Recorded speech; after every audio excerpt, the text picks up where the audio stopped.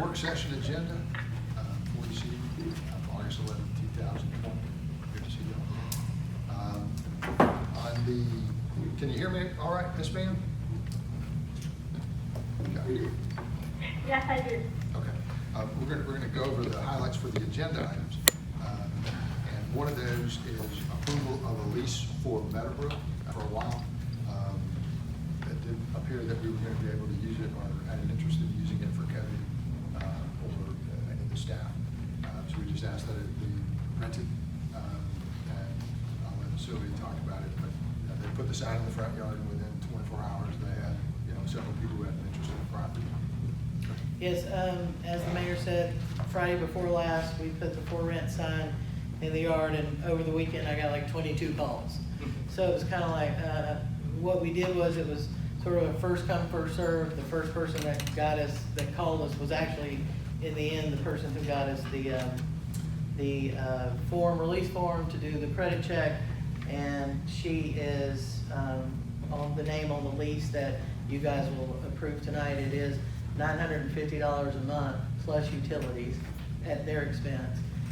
Our agreement is we will maintain the lawn, and after discussions with Councilwoman Dean, her concerns are about the number of cars that would be parked. So the staff will ask for an amendment to the lease to limit the number of cars that can be parked there continuously, not if they have a party or something, but would be 4 cars, which is, there's ample space on the back, by the back door for 4 cars to be parked in the gravel area.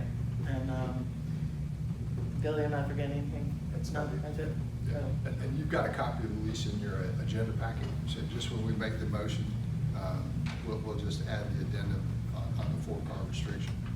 Any questions or concerns outside of the addendum?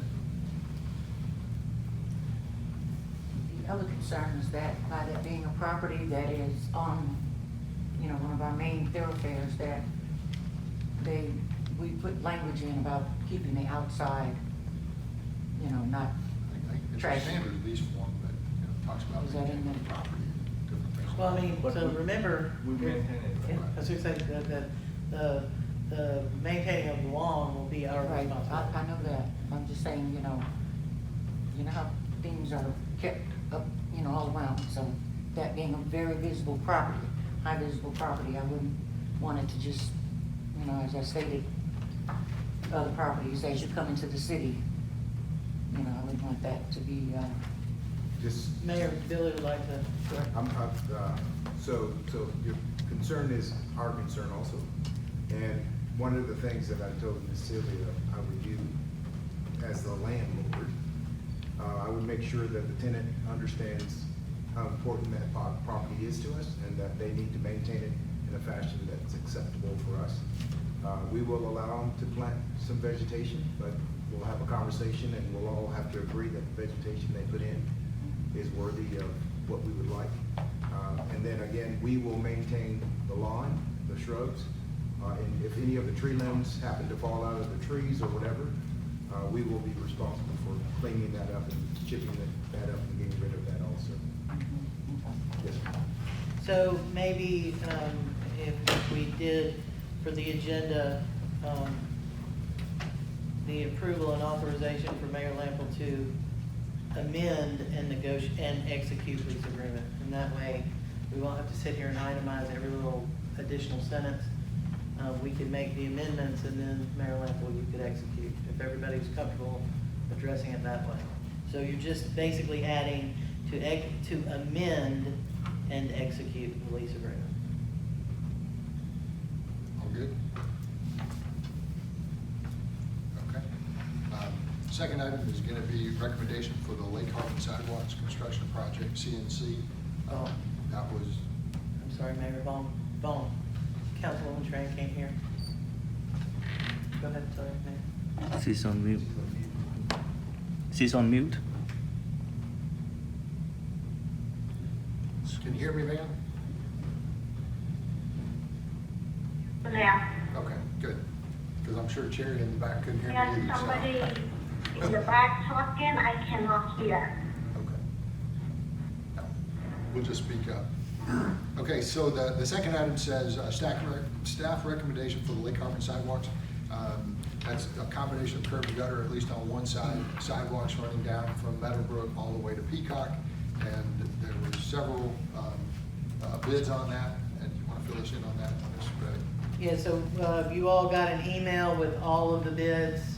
This is the staff recommendation for the bid. I didn't have any questions from the council except for Mayor Lemple on any of the other bids. So this is the lowest bid, and it's also the only local company local to the county.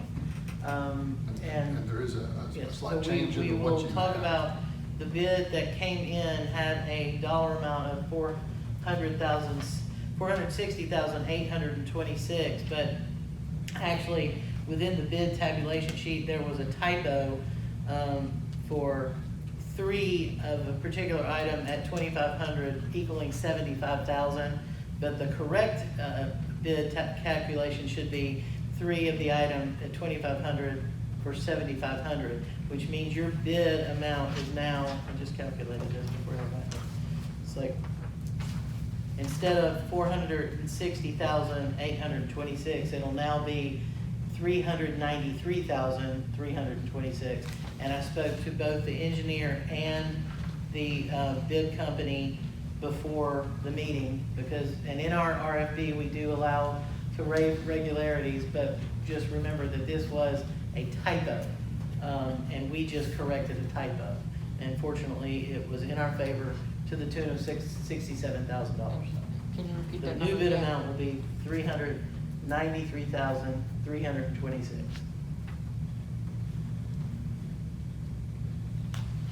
Sweet. And Mayor Lample called that. actually. The third item is approval of a Compass franchise agreement.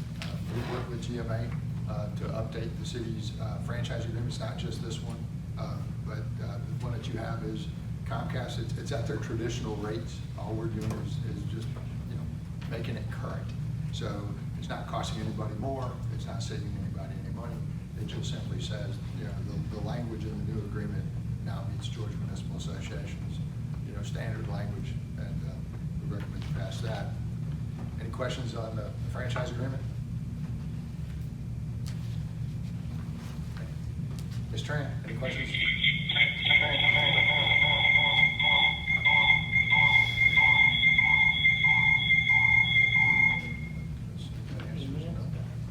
Okay. The fourth item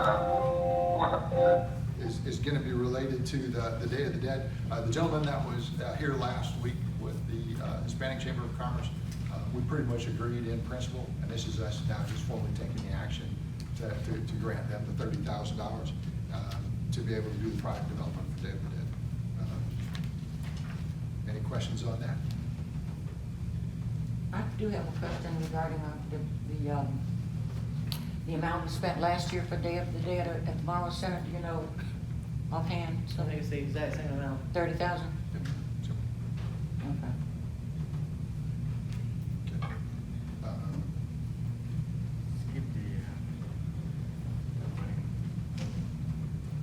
The CARES Act Yep, sorry. resolution. My bad. On that one, I think the only difference between the conversation we had was they required it by resolution versus by contract or something. It's just it's required by the grant to pass this resolution. It was written by them. It's just a formalization of the transaction. And the resolution only required one reading. But the grant funding, that was all the one that we just had on the business grant, right? Or is that the? No, that's the, remember, we were receiving the 30%, $129,000. Yep, okay. And there's still available money on something else, but, I think on that one, we had to track our expenditures, right? Item number, ordinance 2020-07 related to care to ethics. You got a first reading on that tonight. And that's basically removing the ability to set up a board chosen by political players and removing that, and in its place, putting in the Georgia Municipal Association standard ethics policy. Any questions related to that? That's just first reading, so. I have a question, or a comment rather, or a statement.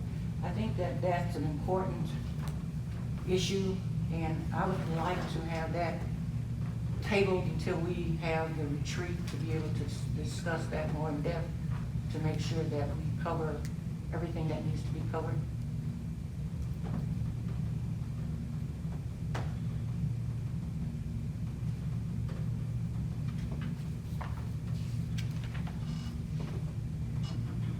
The retreat's probably not gonna happen until like October and November.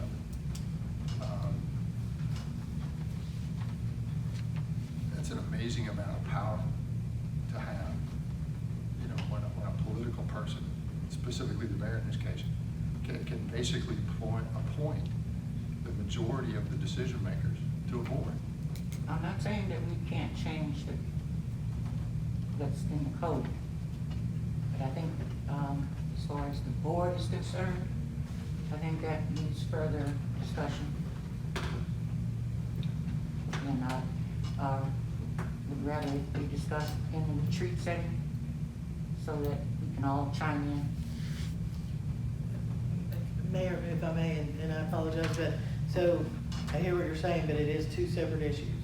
So, this is the ethics code that GMA recommends Mhm. that would replace our current code. It doesn't address the board at all. Right. Which could be addressed during the retreat, even if you were to move forward with it tonight. I'm just making sure you're clear on that. Yeah. I'm gonna ask that it stay on the first reading. You know, if people have issues with it, let's hear what they're gonna be over the next 2 weeks. But a political process, it creates power within organizations that don't vote. In other words, just because I don't like your political opinion, doesn't mean I get to take you out of office. That's way too much power to have in anyone's hands, and the city's already got an answer. If you don't like what somebody does politically, you know, the next time they're up for election, take them out. That's how that works.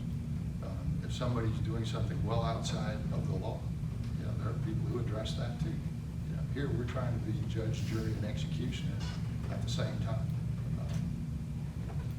No thanks. And that's a tremendous amount of power to have in my hands, and I don't think that's fair. The other item is gonna be the voluntary shared leave policy. Ms. Tran, on your leave policy, was everyone in agreement?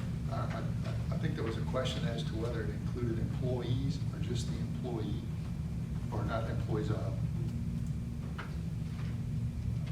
What was the answer to that? It was related to not just the employee, but it would be. Their family? The family. Did you get your question answered on that, Ms. Van? No, I have not. Maybe I don't know what the question is. Well, I think the question was more, are we focusing just on the employee, or are we doing No, the language of the policy includes Family. a family, but the family member would also have to have some medical, you know, like, can't you see, my mom's sick, the doctor of the mom would have to fill out the same medical verification that would happen for the employee. And I think that's expanding a little bit beyond the idea. The idea was if our employee is sick. Well, that language was in the original draft, we can certainly remove it. Okay, no. I mean, I didn't add it, you know. No, that's fair. What's the opinion of the council? Just the employee? I mean, that was our intent. Are we staying with that intent? I think that, for me, I think, that issue should be answered by the employees, since it's them that it affects, how they want their time to be utilized. No, I If mean, it's for a family, that's, Gonna set the you know, policy. I mean, it's up to them. I would like to see them utilize that to their benefit, whatever suit them, Okay. because it's not affecting me, Right. it's them. Well, I don't mean to interject. I know, But but remember even that, your normal sick leave policy. yeah, sick leave costs the city money. Mhm. So to say it doesn't affect us would probably be wrong, because remember, if I take all of my sick time, the city pays me for it. So if we're extending now the opportunity for that employee to share it with somebody else for their family, I just want to be clear, it does cost us something, because we have to pay that sick time. Mhm. So it's not like a wash, because typically you don't have an employee that uses all their sick Right, time. that's not what I meant. I meant if the sick time is, if you choose the bank, or if you choose, if they whichever process you choose. If it's gonna be in a bank or if they choose to have it given to an And individual. I think that's the route we're headed, is gonna And- be the lead policy. If, as far as the family, who consists of the immediate family, you know, spouses, mother, father, how far do they go with it, you know? Is, Well, of course, that would be certainly for the council to decide. They are listed in the draft. right, So if y'all wanna add to it or take it away, to your point, Mayor, if you wanna eliminate that altogether, then back to the My personal preference would be the employee, all right, but what's your thoughts, Quan? That does make sense to me.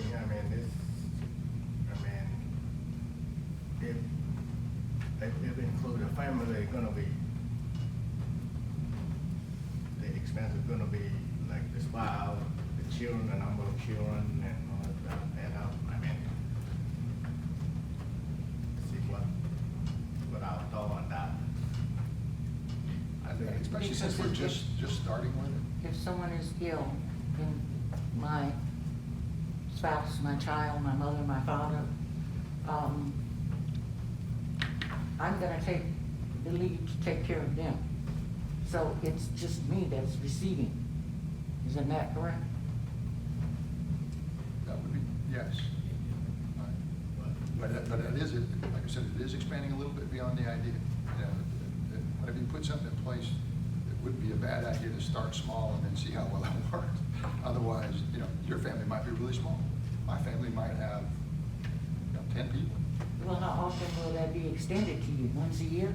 If someone wanted to I don't think it's use from the bank? I don't or think it's from the- listed in that one. Now, Well, people it- still have to donate The to. hours per year are listed, so Right. it can cumulatively exceed that. What's your opinion, Van? I would say let's start with employee only, and because it's new, so let's start small and do employee employee only. To see how it's going. Because Ms. Knight isn't here, we'll just leave it on for the first reading, because the next meeting is the final reading, and if somebody's got some additional input, we'll add it, and then we'll take it to a vote if necessary. And if I may clarify, we're saying that the employee has to be sick. The employee doesn't get to take care of somebody sick. In this particular part of the Okay. policy. I just wanna make sure I'm clear. Thank you. All right, next item is, so that- Also, before we move to the next item here, also the unused donated sick leave should be returned to the donator by proportion that donated. Yeah, I think does that make sense? that's it. I think that's already acknowledged in here. Okay. But I'll make sure. We'll verify that. We think it's in there, Van, but we'll look. Okay? And that's basically just saying if John donated to Dorothy 3 sick days and she didn't use them, that they would come back to John rather than get lost. We have the privilege of having the city attorney here tonight, or the representative of the city attorneys. And this was by request. You know, so we have a common area maintenance fees at the conference center. And then we've got some discussion about some easement rights, potentially maybe even some property rights as you're going into the Old Town Morrow section and possibly determining how to clean that up. So if you'll do us a favor, just introduce yourself, tell us a little bit about, we know you're an expert because that's why Andy probably's got you there. And then we can take it apart. We do have some information in front of us in terms of like properties. And then we'll ask you any questions that we may have. Sure. Well, happy to be here. My name is Warren Tillery, and I'm a lawyer at Smith Welch. My areas of practice are real estate, and that's about 50% of what I do. The other 50% is local government representation. So I represent the town of Tallulah Falls as their attorney, serve as associate general attorney to a number of other cities, and then special counsel to cities on various projects around the state. And the rest of it is real estate, from closings to development to litigation if necessary. So that's a little bit about kind of what I do. Glad to be here with y'all tonight to talk about the potential to redevelop some areas. So With that, Mayor, I mean, do you have, I do. Let's start with the easy one first. Sure. All right, so the city of Morrow, through one of its entities, owns a dark space at South Lake Mall. And as part of that dark space, several years ago, there was some negotiated settlement related to a common area maintenance fee that was paid. And then it kind of reverts back to a combination of that agreement plus the original deed restrictions on the property. We're paying roughly about $108,000, $109,000 a year. For the most part, we're maintaining everything on the inside, and all we've got is about a 10-acre parking lot on the outside, and that's a fairly reasonable amount of space for basically $9,000 a month. And the theory is we would like to pursue discontinuing having to pay that. And there's a process to do that, and then the question came down to what are some of the ramifications from that, and those will be some of the questions that you'll see on that specific one. We don't go to the second one after that. okay. Well, I think the first step in any process dealing with this is to come up with a plan. And, you know, that plan would show how you're gonna use the property, what you're going to be developing it for, and what it's going to look like. And then from there, you can determine what areas you either already own and in what interest, and then what areas you may need to acquire and in what interest you need to acquire those. When I say what interest, I mean, when you create the plan, you would decide, you know, are there areas outside of the property that the city owns that you need easements to? Are there areas that, you know, you need to acquire the fee simple land to in addition to what you've already got? What land do you have already that you can put toward the redevelopment plan? And so really a lot of that is sort of fair game in the development stage of the project. And the project would be, you know, creating an idea and then coming up with a use and the specifics of what that's going to look like. So that's the first stage, is coming up with a plan. And, you know, you all may have some good ideas on that. It may be something you want to consider getting. This project's already been built. This is the peripheral sections next to it, so you're walking into the second one, which is fine. Sure. And that's a combination of easements across. One is a bridge, and then the other one is basically a culvert crossing, and then there's some parking lots over there, so it'll be a combination. One is easement, you know, and it appears like we have some easement rights already. The question is, we may not have the totality to drive across the bridge, even though it's our bridge. And that stuff should have been solved years ago. We thought it was, turns out it's not, or at least it doesn't appear to be, where anybody can prove it. So now we want to clean it up. So, all right, once and for all, let's settle the issue that it's ours. And the public purpose is either a combination of a parking lot or the ability to drive across certain sections. So the project's been defined. It's been laid out there for, you know, 10 years. The issue now comes into the ingress and egress portion of it. Right, and so then that comes down to what's the design going to look like? And, you know, on the way up here, I actually drove by so I could see it, because I think it's hard to talk about land if you haven't actually gone out there and looked at it yourself. But, you know, in that context, what I see is that you've got a bridge, you've got a gravel lot, you've got then some buildings and infrastructure that you own, and you may want to look at how you can put the three of those together.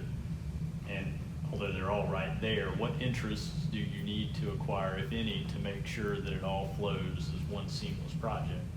So that would be something that you would consider in the design phase. I understand it's already there, but you've got to identify the things that you do own and things that you do not own. And then from It's like survey. Survey, or really it's more land planning and design in that sense. You would come up with a conceptual drawing, and that drawing can use elements that are already there, and it can incorporate stuff that you've already got, but then it can also identify areas that you would need to shore up. And it sounds like you already know what those areas are. This would be designing the use of those areas, so that you can figure out specifically what areas you either don't own and need to acquire, or the areas that you do own that you can, you know, bring into this overall master plan, if you will. And then once you've identified those areas, you can begin the acquisition process. But that's sort of down the road, if you will. The first step is just coming up with a plan that specifically identifies what it's going to look like and how it's going to be used, and then identifying what areas you need to acquire. If you need to acquire them, then the process for that is you would have, if you don't own it already, you would have to begin by engaging a real estate appraiser to appraise the property. And then from there, you would negotiate for the voluntary purchase, and that it all kind of comes back to, in Georgia, what's called the landowner's bill of rights. So assuming that this is a combination of land that you already own, land that you may own, and possibly even land or interest in land that you don't own, and that could be easements for access, that could be, you know, easements for parking, whatever the case would be in that plan.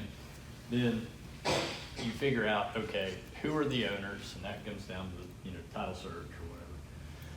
And then you negotiate with them first, and the landowner's bill of rights says that you would try to do that, you know, in fastest way possible through reaching a voluntary agreement. And in order to even begin to make an offer for that property or the right to any portion of the property, you would have to have it appraised first. So you're a little bit out from the point in which you can start forward with the acquisition process. You'd have to first come up with a plan and then engage people to put a value on it. And then it's just like any other purchase of property where it's a negotiation. In the easy parts of the roads and the parking spaces, simply because we know what those are, right? What about when you look at the stream itself, which is kind of a combination of a view corridor, but it's also landscaping, it's everything else that gives it an aesthetic appeal. Does that fit within the generally accepted concept of a public use? Yes, I think so, because you can acquire areas for what's known as green space. And, you know, the green space can be one of the components of the plan. Other components could be parking, other components could be access, other components could be a building. You know, but if you, for example, were providing it for either buffer zones or green space, that is something that you can acquire land for. Let's see, we've got some questions. Ms. Dorothy?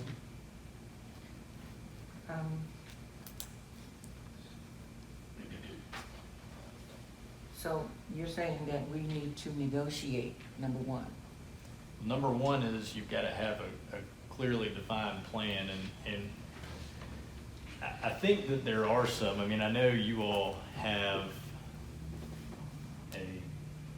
a building and you have some infrastructure associated with it, but the plan would be, okay, if we're redeveloping that moving forward, then how are we going to use the buildings that we own? How are we going to access them? What rights do we need to acquire to make that happen? And so that's the first step. Once you get through with that step, then you engage somebody to put a value on acquiring property rights that you don't already own.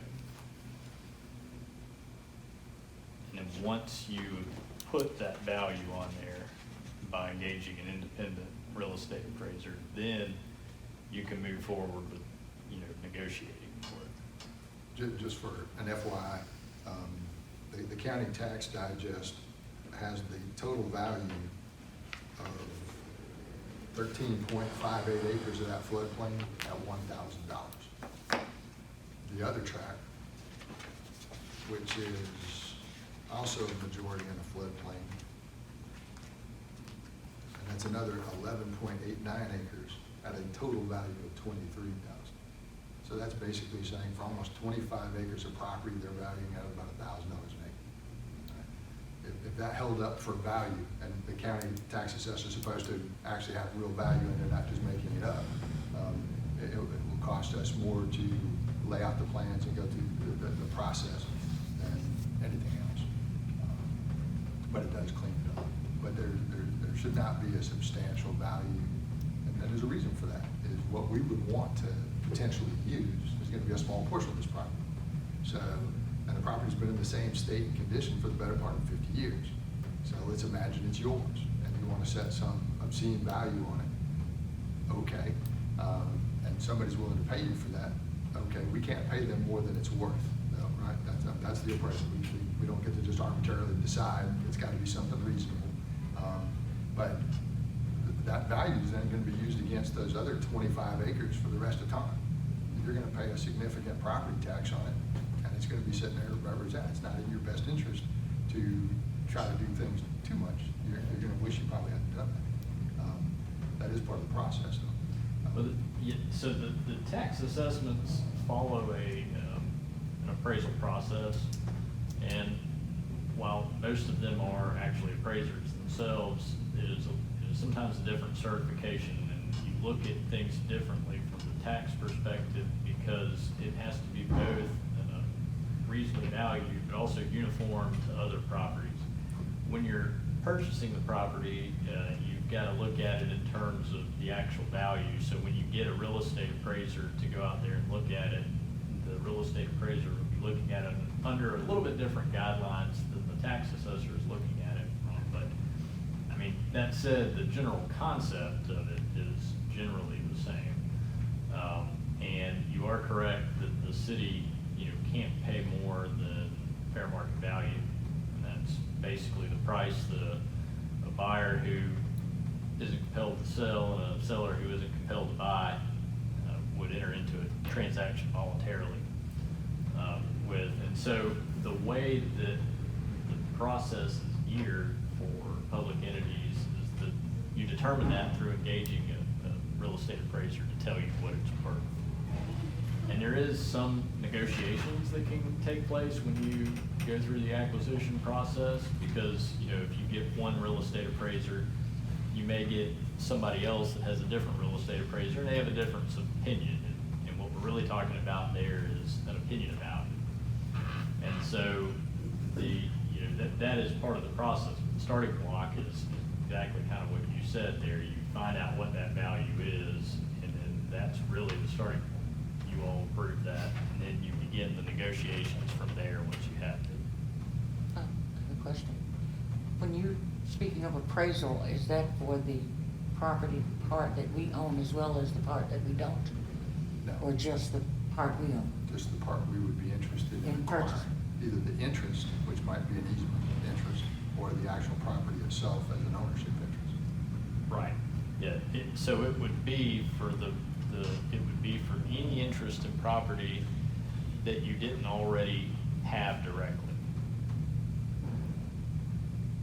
And if it's title is vested in some other public entity, then you'd be purchasing it from that public entity the same as you would, another private owner, but when that gets into. It's all private, that's it, only two parties.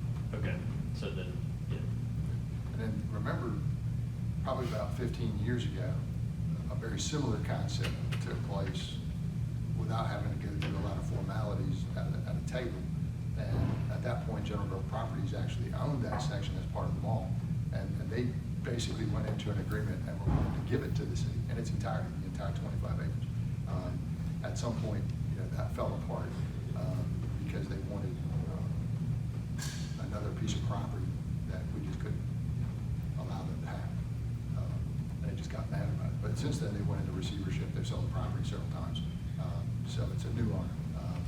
But I can't imagine the outcome would be substantially different in terms of the second round. And there are ways to, like with any deal, I mean, if you go down to, a car dealership, you can walk in and buy a car, or you can walk in and say, I want to trade this car, and put some cash toward it, and get that too. And it's kind of what you're talking about in the sense that there can be an exchange, there can be, I don't know that this is something you'd be interested in, but there can be a partnership with it. There's a number of ways to structure that deal. But, your first step is you got to know how much is it worth. If I just walk in and say, how much is the car? And then from there, you can talk about, okay, well, if you give me this other car, how much is that worth? And how much are we going to offset? And then in the information that we sent out to you, we do have some surveys, but we don't have all the surveys. So the one that you have might be slightly misleading because that one came off of the tax digest. In other words, that line might be, you look at the line, it basically says the parking lot is reasonably yours already. But you can't take that, you know, at face value. You gotta say, you know, the surveyor will lay out the pins, and then we will know. So no matter what we do, you end up having a surveyor, because he's gonna tell you the exact square footage that you're gonna have an interest in. And we know under the bridge, we've already got that pretty much laid out from years ago. And that's actual, right? That would have been, Jordan Jones and Goulden, I guess, way back in the day. You know, so it'll be more than just, it'll be pieces. Same idea, but you know, we might have an interest in the bridge, which might be just the travelers' rights, because we got pedestrian rights now. The other one, the theory is it went with the 1975 document, and when the original property was sold to us, that came to us. There seems to be some debate as to whether that's true.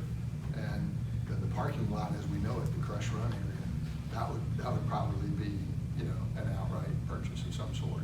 I wouldn't see any reason for not. It's not a whole lot different than if you had someone who owned a piece of land, and on that land was a gas station, and somebody rented the gas station. Well, then they have a leasehold interest in the property, that is a property right, but they don't own the actual land. They, you know, in some cases, they may actually own the store, but not own the land, and maybe long-term lease. You could have similar situations here, potentially, where, you know, you may have a structure that everyone's pretty confident belongs to the city. Then, you know, in creating that plan, you may determine that there's some rights underneath that to something that needed to be acquired. And if that's the case, then you can value those separately. So, yeah, I think the survey, because what we would have to know specifically is what interests we want to acquire. And what I mean by that is, you know, do we want to acquire an easement, or do we want to acquire a fee? And then once you answer that question, you've got to have somebody say, okay, how much land and easement do we need to acquire? Is it 2,500 square feet in easement? Is it 5,000 square feet in easement? What would be the pins, if you will, for that? And come up with a clearly defined plan where you can buy it. And that's really no different than if you buy a house. You know, you have somebody run title search, you have maybe a survey if you do that, but you would have somebody certify that, okay, what, you know, I'm selling to you, what we commonly think of as my house is actually from, you know, this pin over there, down to here, and around, bounded by the creek. And so you get an actual legal description of what it is you're acquiring.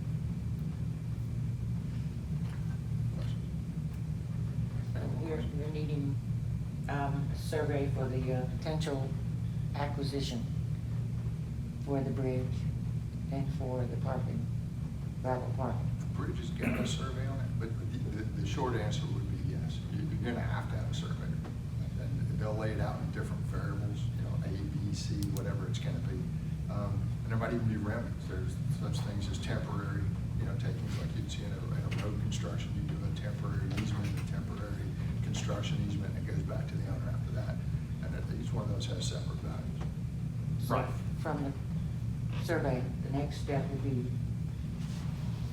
the design, or having a design Those or two, to negotiate. Hand in hand, I think. those it would. two sort of go hand in hand. There are several different firms that we've used in these types of projects that can handle both the design element. So, you know, we're gonna conceptually have green space here, we're gonna have this buffer for the creek or whatever here, this is your existing bridge, here's your access points, here's your building. And then you have that same firm tell you, okay, you own this, you own this, but not the interest underneath it, you've got an easement or something. And you don't have anything, you know, over there for parking, but in the plan, it's shown as parking, so you would need to acquire that. That sort of runs a little bit hand in hand. And then once you're through with that, you would have both a conceptual drawing showing what you're doing, and as well as a survey that defines what interests you would own or not own and need to go acquire. And then just remember, if we're gonna sell this to the private sector, you know, take it out of the government's hands at some point, but we're cleaning up something the government has a right to clean up, right? If the private sector bought it, they don't have those type of rights. Those folks can have a real tough time trying to solve that. That would make your property significantly less valuable if you cannot, you know, make the objectives that you need. And these are things that should have been cleaned up years ago, just being honest. It doesn't change much, that's how. It would be something that, in order to acquire it, it would have to be a public use. So I don't think that would be an issue if you're using it for an event space or for public parking for, you know, that type of stuff. But it would be for public use, and there are some limitations on when you acquire it for public use, whether you can sell it just on the open market. I was thinking in terms of pieces of the project in general. So let's say we have a square that's got 22 lots on it. We certainly would have the ability to sell those lots, you know, and your public parking is available. No different than if this building, the parking lot, it's a public use parking lot. The park is right next door. The green space in the middle kind of stays the same. But you're gonna have some sales abilities, you know, on different parcels. Yeah, You have to look at that on the plat to get that, I think. I think that's fair. And then, you know, whatever the law said you could do with it, you would certainly be free to do with it. Any other questions on this portion? We'll try to ask the next one. Not that. We can discuss it. Ms. Van, you there? Yes, I am, and I have no questions. Okay. Then the second one was related to the original section, and that is that we're paying common area maintenance fees as part of a piece of property we own, we shopping mall. It's a particular entity at an LLC. In the original deed restrictions, there is a section that says, you know, the property operator, owner-operator, will operate retail in it for, I want to say the number's like 25 years, it could be 35. But after that point, you can step out. So in this case, we operate a conference center and a portion of it, a small portion, about 20,000 square feet. The remaining section of the building is about 120,000 square feet on 2 floors big. We have not, the shopping center owner, you know, placed walls up that basically made it so you didn't have the ability to walk back and forth anymore, and haven't had for years. So we're not co-sharing their HVAC, their water, anything like that. And each one of the big boxes had the ability to do it. And that was back in the day when they wrote those things pretty strong. So what we're looking at is stepping away from that agreement and saying we'll maintain our own property. Now, if we can come to some agreement where there is, you know, some real value to it, then we need to negotiate what that is. Right? And one of the entities that has that in their name is not us. So the idea was, how do we clear the title all the way to the bottom? And of course, that would be almost a friendly takeover, right? One entity to the other entity, with the ability for the city to clean the title up 100%. There's a lot of negotiation that can happen in that process. But that's the idea, right? When you say, you know, barring X, we're gonna do Y. And it's costing you a reasonable amount of money, basically, to just maintain a parking lot of 8 or 9 acres. And the only thing they've done to it, literally, since we've been around, is the prior owner, not the one that's in there now, just restriped it. You know, they didn't redo the parking lot, they basically resealed it, restriped it, and then they sold it. Okay. So, you know, that goes back a decade, right? To anybody else's knowledge, that's all that's happened on that property, right? Okay. So, and the question was, and I think this was opening up to your side, what? That camp fee included partially maintaining our portion of the ring road or whatever, signage and things like that. If we do our own, you know, how Right much now, of that is there's in? no signage there for the Morrow Center at all. Riches, Macy's, Sears, On the road, even on that, there's none. Yeah, it's got South Lake Mall written on it. Even the interstate sign only has South Lake Mall. years and years ago, we gave them the right to be able to add all the 4 big box players to it. They chose not to do so. So regardless of which entity you are, none of them are on any of those sites, just South Lake Mall. Now, obviously, the argument is if you pay a certain set of fees, you have a right to have some expectation that they're gonna do it. And that becomes a secondary issue. You wanna make sure that you're getting your money's worth if that's what you choose. But in this particular case, we kind of know what the use of the building is, has been for a while. We don't anticipate that changing, right? In other words, it's gonna be a conference center, which means we're gonna have a conference center and parking lot. We do our own power, our own water, our own HVAC. To some degree, I believe we do, Mr. Warren, we're doing our own landscaping out there too, right? At least Yes, sir. maintaining it. We're doing our own landscape. So that might not maintain the landscaping at the road, but the basics of what we do, we're already paid to do. Okay, so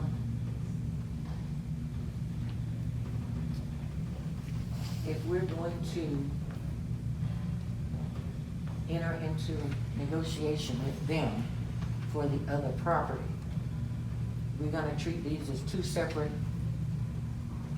Well, I think on paper, the answer would be yes, but in practicality, if somebody's sitting in a room, my guess is you negotiate the best you can.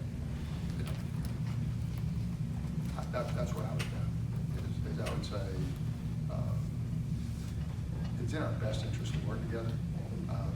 For me, one seems like it's not a friendly tool to negotiate for the other. I mean, something, you have a negative and a positive there. It doesn't so, have to be. This just depends on what you have. But in neither case, do you have to continue? Well, there's room for negotiating for the camp fees. I mean, that I think is what smart people negotiate, based on what's at the table. Does that make sense? I mean, why would you never not try to negotiate? The answer would be, of course you would.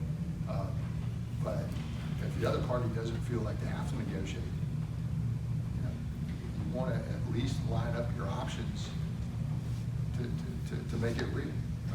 Well, Mayor, if I may, so I think maybe the question is, the negotiation about the camp fee is different than if we planned a piece of that property, the dark space and the conference center, and we ultimately condemn a part of it for public use, which it's already public use. The question is, doesn't it, or maybe what Luana's position was, that maybe it sort of resets, and so that the camp fees questionably go away at all. It's not about negotiating them down, it's about restarting the situation because you've redefined the parameters. So the old standards are in place. Is that, go from there, because that's the way I understood it. It's not about negotiating the camp fees, it's about they go away if this thing happens. Right, so the camp fees would be in place by matter of some prior agreement. And just the same way if you buy a house that is in a subdivision subject to restrictive covenants, also known as more commonly an HOA, then, you're bound by those. That's one issue, okay? But in the process of acquiring property for the public purpose of redeveloping dark space parking areas and ancillary items related to that, the law does give local governments the ability to acquire that property through clear title. And that can be either by some form of mutual release and negotiation, which I think is kind of what we're talking about there. The other option, of course, is the use of eminent domain if you had to, because there may be circumstances in which there's a cloud on the title such that you can't just buy the property and have it free and clear from any encumbrances, because maybe one party doesn't have the ability to give it to you. Maybe the owner, like if I own a lot in a subdivision that is subject to an HOA, I could sell you my house, but then you basically get whatever I had, and if that's subject to this private agreement, then that's the issue, because now you're still subject to it. But there is a remedy for that, and you can legally clear the title to those properties and just have it be free and clear, where there isn't any issue of a lingering agreement from the past that causes problems in the future. And again, once you've got it cleaned down to the paint, you can always enter into new agreements that aren't 50 years old and 300 pages deep across multiple property owners in multiple years. And see, that would come out in the design and the conceptual elements of it, where you survey it, you figure out what property rights you either have or you don't have, or what property rights are impacted by old agreements, for instance. Once you've done that, though, and you're in the process of acquiring it, if there is some cloud on that title, then it can either be cleared by somebody giving you a waiver, like, okay, you pay X number of dollars and we're signing it over and everything is cleared, if that will legally work. If it doesn't work, then you do have a legal remedy to get it free and clear from, anything that may be out there. And that would also be helpful. Let's assume you put a hotel in a parking lot. Now suddenly we don't have a third-party interest where we might be able to sell a portion of that, and create challenges that they might have to live with. It makes it easier to do. Yeah, I mean, I think sort of what we're really talking about there is, they're different than if property, is vested in someone, they die, and their heirs get it, and then they die, and their heirs get it. You're several, this is an analogy, but you may be several lines down the road. You may not actually know who owns the property outright, because there may be questions about who's an heir and who got what and whatever, and you may not be able to really figure it out, where you can go to that person and say, okay, I want you to sign this over. Then you can always resort to getting an order from the court saying, okay, you owe X number of dollars, you pay it in, and it is then, titleable best free and clear in the city. So there is those options. We're not really there yet where we could talk about that so much, because we would have to define what those interests were and then figure out, who we would have to approach to negotiate for it. But conceptually, I think where you're going with that is, is there the potential to clean it up where the city owns it outright once and for all, free and clear? And the answer is yes, there is the ability to do that. Other questions? Ms. Van, questions? No, thanks. This one, is that with or without litigation? Well, it starts with negotiation, so we would have a duty to try, if we could, to do it without litigation.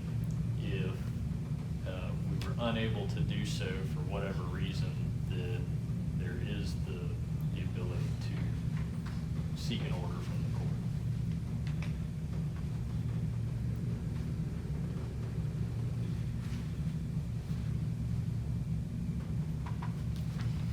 Okay. All right. Thank you very much. Don, anything further from me? We're good. We've got about 5 minutes before the city council meeting starts.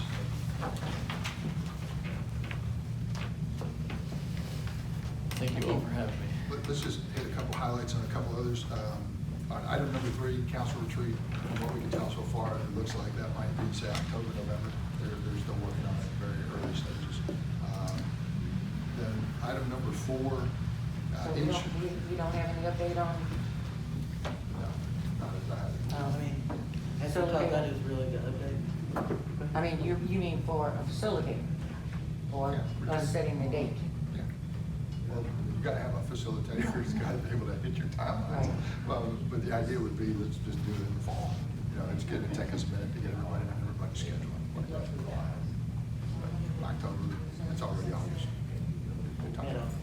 And so I think, what we're hoping is that we can have it in October, that we've actually been able to find a mediator, we'll call it.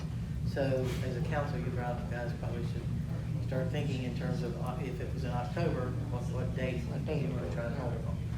But to the mayor's point, you know, you can't really know until you get your Well, facilitator, because we don't know when they're available. So just the possibility if they have it open, we can have a date, Sure. Totally agree. pre-planned date, and say this works on it. If not, then we can adjust it. So I'd like to sooner rather than later. I think we really need, we can benefit from it. Got it.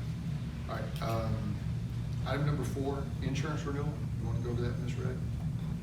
So we just, have, if anybody remembers, some years ago, we got to a point with our career insurance with GMA where it was costing us about, well, their proposal was it was $50,000 deductible per claim. So we went out to seek out different liability insurance. We partnered with Apex, who brought us, who shopped our policy, and we signed with Travelers, and that's who has carried our insurance since then. And now we're at the 3-year mark where it's time to start reevaluating. Is Travelers the best choice? Because now we have new claim history, and typically in the industry of insurance, as I have come to understand, 3 years of claims set a different pace for premiums. And so we're just sort of having conversations, and Angela's having conversations, and Jasmine's been involved of, okay, right now we're in the gathering of information stage where they're asking us all sorts of questions about, you know, how many employees you have, what's your fleet like, what are your buildings like, and then they will, what their responsibility is to give us proposals from multiple insurance companies, and then we'll, you know, council will just ultimately have to decide. And anything else, should I say? Basically, in a nutshell, is we're shopping. Every so often, it's not a bad idea to ask and see if somebody's giving you a good price for the services they're rendering. And we pay a fairly substantial amount of money. What's that total there? Almost 200? For the premiums? Yes. No, I don't know. The premiums for the insurance. It was like 400, a little over 400,000 for this past year. Yeah. And we don't go through $400,000 worth of expenses in recent memory. So let's see if we can get a better deal. Any questions related to that? We're just shopping. They'll bring the proposals to us and make that happen. All right. We'll just take about a 2-minute break, and then we'll go right into council meeting.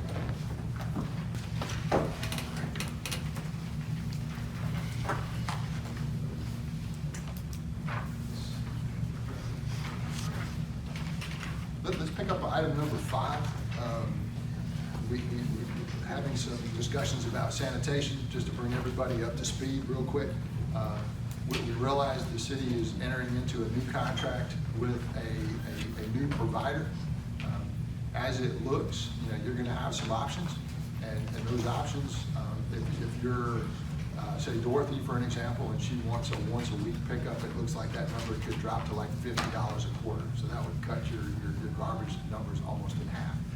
However, if you chose to have the twice-a-week pickup, somebody like my house, which has, you know, lots of stuff, you know, I'm still gonna get a small savings. So that's residential. All right. Then commercially, what this is some of the items for discussion at this point is,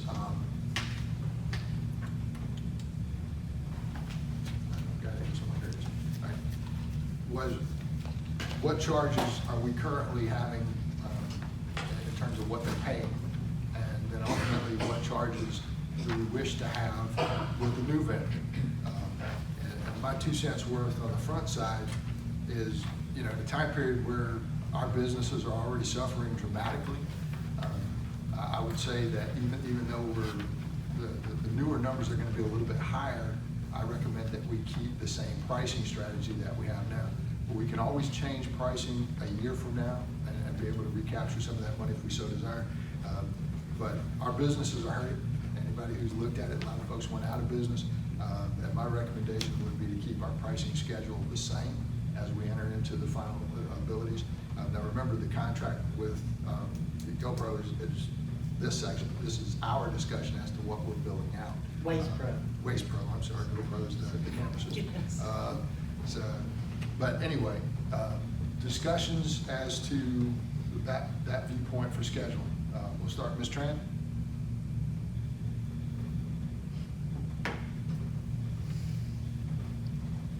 Van? She on mute. She don't know.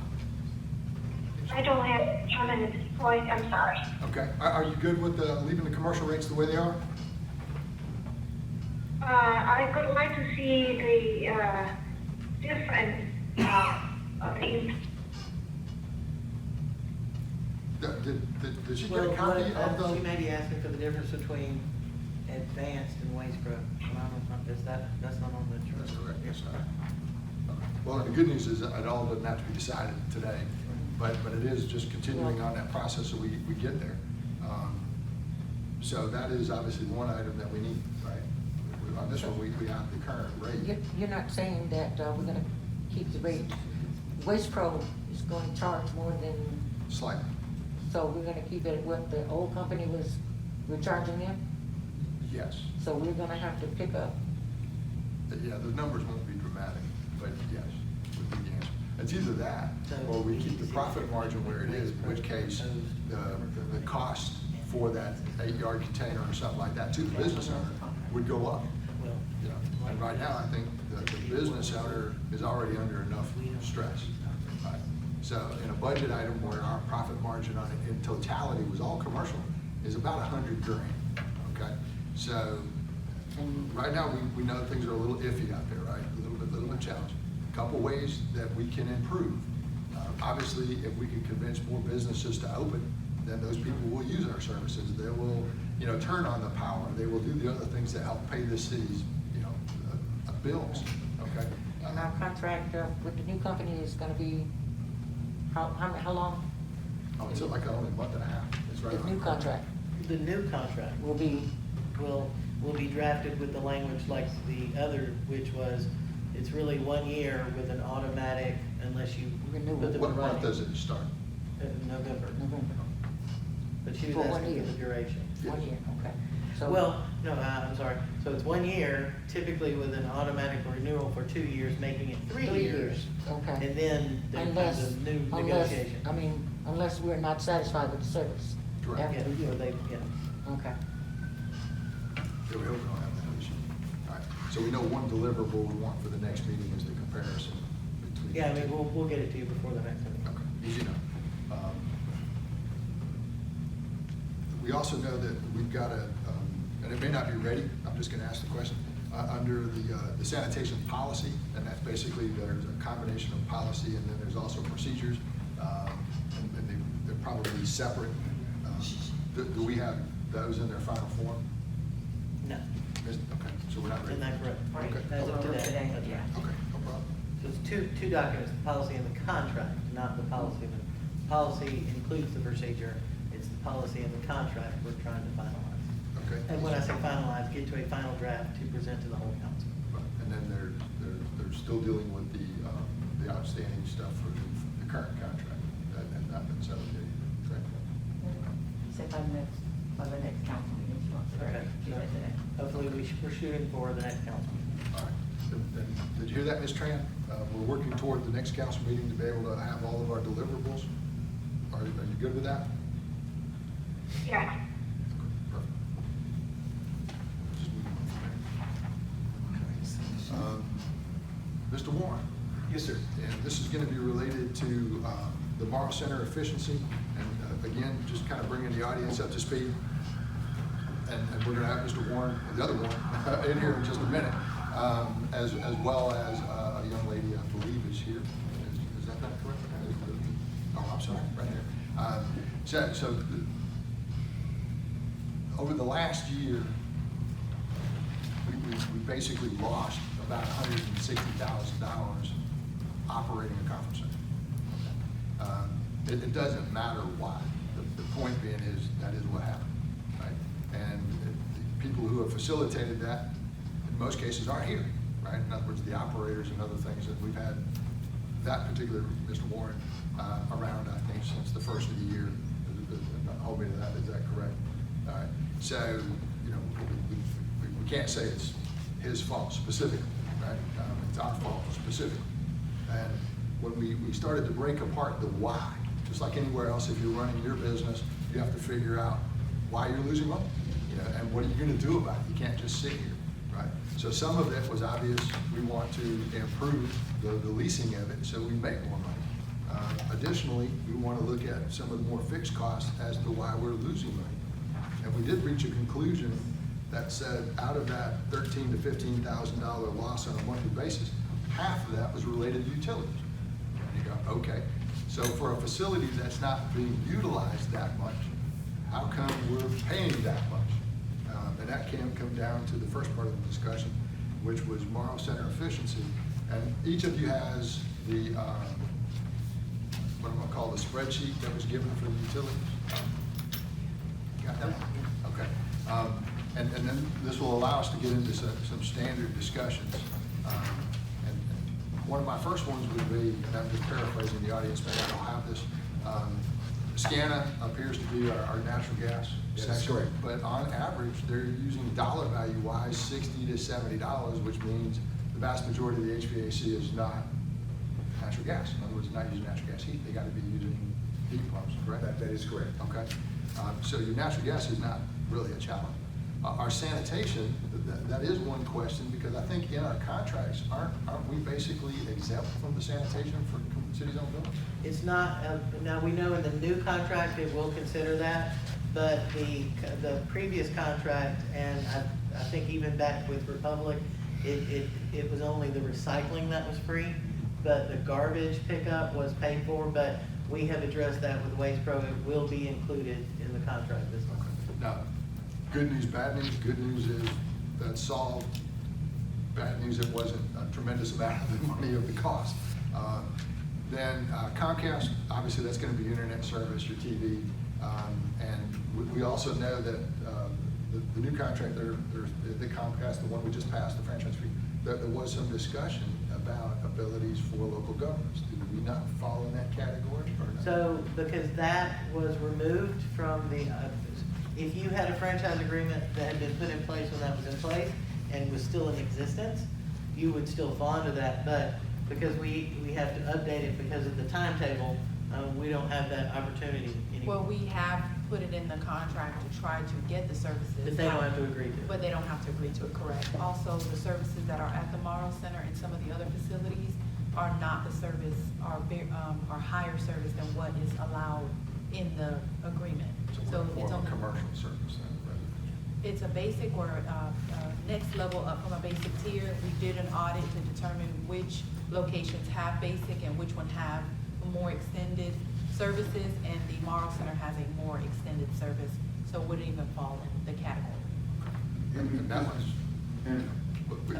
Oh, I'm sorry. And we did reduce. No, by all means, go ahead. I'm sorry, so sorry. We did reduce the combined internet and cable bill earlier this year by $3,600. Okay. Yeah. And they still got enough bandwidth when we have everybody in there on their cell phones, it's gonna work? We actually increased it by 25 minutes. Oh, man. But that, again, that's not related to the franchise agreement. Well, and it's also a set rate, right? So when you look at it, if you're at your house, you're probably paying, you know, for good Comcast service plus a lot of internet, about $200 a month. You know, so the entire facility fee over there was only $499. It's not a deal breaker for us. We just want to make sure that we know that it's there. All right. Then the other one is kind of neat as we get into power. And basically, we're using $64,000 worth of power, but our power bill seems to be very consistent month to month. And I would look at it from an HVAC standpoint is to say, traditionally at my house or other buildings, it's gonna be higher in the August, and then it should be higher in January or February, and there should be some type of rolling curve on this, and they're not. Do we Yeah. know why? Well, we seem to think that, first and foremost, when I entered into the conversation with Georgia Power, there was a conversation that we talked about specifically the meter itself. And in that conversation, it was clear to me that if you have a faulty meter, right, they have a tendency to read wrong. And I seem to think that that may have been part of the problem. that somewhat gave us an increase for the last several months. So what Georgia Power did was they came out and they did an assessment and they did change the meter out. So I'm awaiting to see what the electrical consumption will be for this upcoming month and do a cross-reference and have some additional conversations. I did visit with Audrey King and Rodney Welch with Georgia Power, and we had a good conversation. Looking at overall our consumption of electricity in the space, it's been fairly decent and somewhat in line with what we've seen in previous years. As a matter of fact, in fiscal year from 2019 to 2018, the number was at 51,950 kilowatts used, which is higher than what we've seen for the previous year, for the year this year in 2020. So going forward, there's a couple of things that you have to take into consideration. The ambient temperature outdoors, right? So if it's warmer outdoors, the way that building is designed, there's a section where the metal deck has no insulation, and that space heats up, which then forces the HVAC units to run continuously, unless you have them on certain set points to come on and off, so that you can reduce and kind of control the overall amount of electricity that you're using with your HVAC systems. So what we're doing now is we're paying close attention to settings, we're paying close attention to usage with regards to making sure that everything has set points so that we don't exceed a certain amount of electricity in that space per month. Just take on that, is from an energy management standpoint. Yes, sir. All right, what do we have in place over there, for example, right now? What's happening at 8 o'clock at night that's changing from 10 o'clock this morning? Okay, so what we did was we reached out to Siemens, who is our HVAC provider that helps us to maintain our systems. Our first thing was to make sure that the systems are functioning as designed and there are no hiccups or problems. So we took care of that. The second thing we did was we actually used their guidelines for cooling a space of that size, and we set the system to come on at a certain time and to go off at a certain time, so that during the day, the building is not too warm. So if Mr. Warren were to have someone to come over and he were to show the space, the building would be comfortable enough that it wouldn't create a problem as far as a client saying, oh, this building is too hot. So we've made those adjustments to the system. What type of system do they have for that, just out of curiosity? So what type of system? Yeah. It's a Siemens, it's controlled, it's actually a system that Siemens has pulled together for us. It's a very unique system because it allows us to pretty much go in and we can control set points simply by going to a computer over into facility maintenance. And we can go up, we can go down, we can do a number of things. So it's a very friendly system that allows us to kind of control all the activities that are associated with the HVAC system. Did they give you any control over, or at least in your house, you pay your power based on how much you use and the amount that the BTU costs you to the therm? In commercial buildings, it's also the third multiplier is demand. That is correct. And that basically says, when demand comes in and we turn everything on at one time, that demand is going to spike. And then that is what Georgia Power says I've got to deliver to you. And that third multiplier lasts you all year. So if everybody comes in and turns everything on at one time, on a full electric building, this place would be really interesting and say, now sounds bad, but to be honest, it would be worse. It would be absolutely. It can be worse. You know, a lot of electric heat kicks on. That is correct. Did that demand create it as a factor? Was that something that matters? It does matter. We're still looking into the demand. We're still looking to see what devices need to be kicked on versus what devices don't need to be kicked on. For example, right now, the building is in somewhat what we consider to be sleep mode. We don't have all the electrical components functioning on a consistent basis. We've reduced the overall amount of lights that we have on in the space. We've reduced the temperature in the space and set it at a set point that's acceptable to allow for less usage of electricity. And we continue to look at different things that we can modify to make it to bring that bill in line to a certain dollar amount. So it's a continuous process. Again, opening doors and allowing the ambient temperature from the outside to enter into the space only increases the overall amount of electricity that we would use to cool the space. So what we're doing is controlling doors, making sure they stay closed, and just pretty much doing everything that we possibly can to make sure the system stays set at the suggested and recommended set point that Siemens has given us that would help us to reduce costs. Any questions related to that? Ms. Dorothy? Yeah, the meter, you're saying you're still working on that? No, ma'am. What, See that? what has happened? Resolved? Yes, ma'am. Just for clarity. So I had a conversation with Georgia Power, and so Georgia Power says, hey, we noticed that on July 21st, looks like someone tampered with that meter. I then reached back out to Georgia Power and said, okay.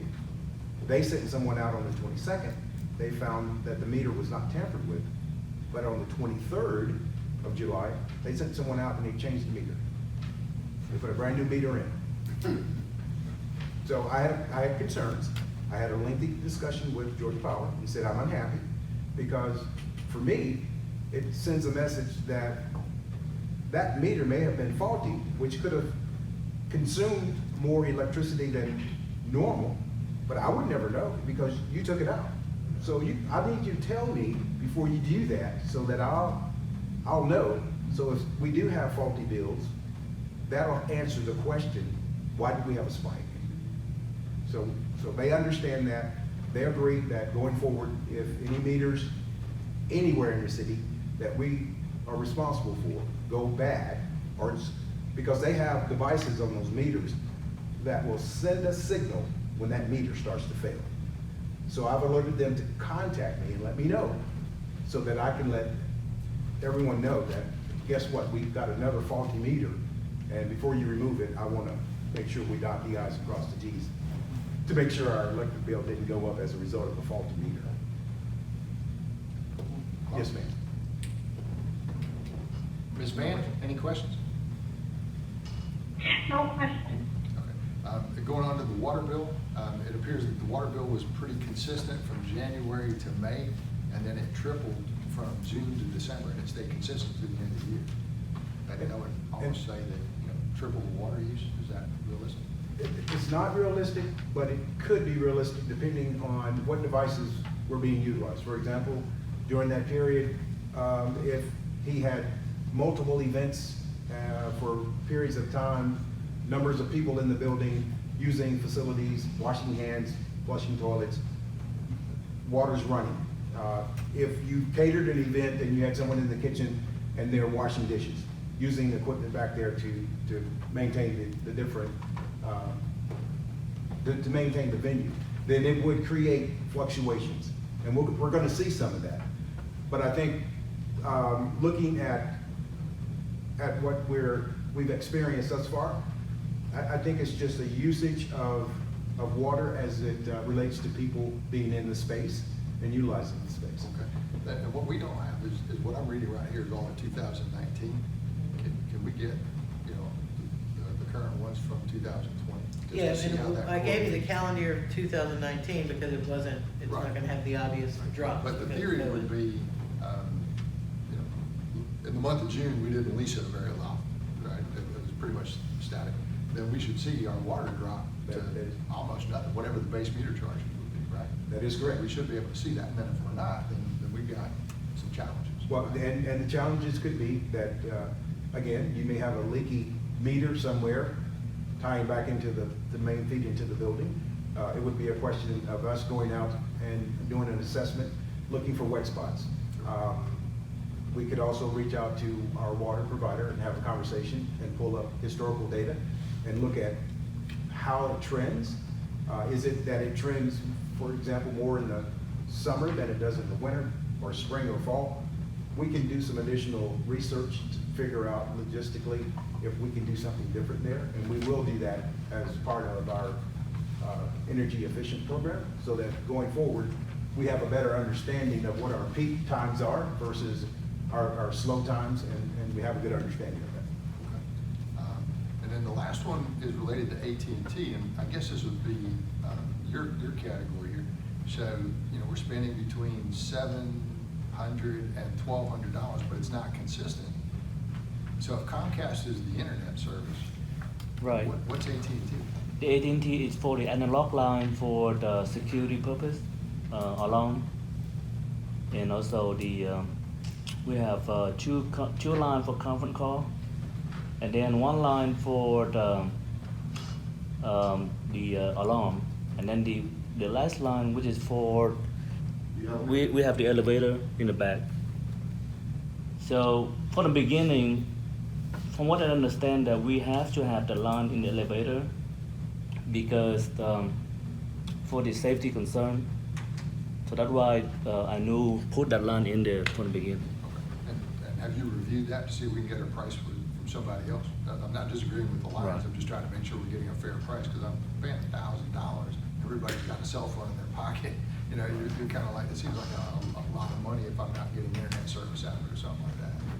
I mean, we thought you weren't. I mean, we can disconnect the conference line. I mean, if we don't. Well, I don't know if I want to disconnect anything. I just want to make sure first I'm getting a fair price. Mr. Okay. Mayor, not to cut you short.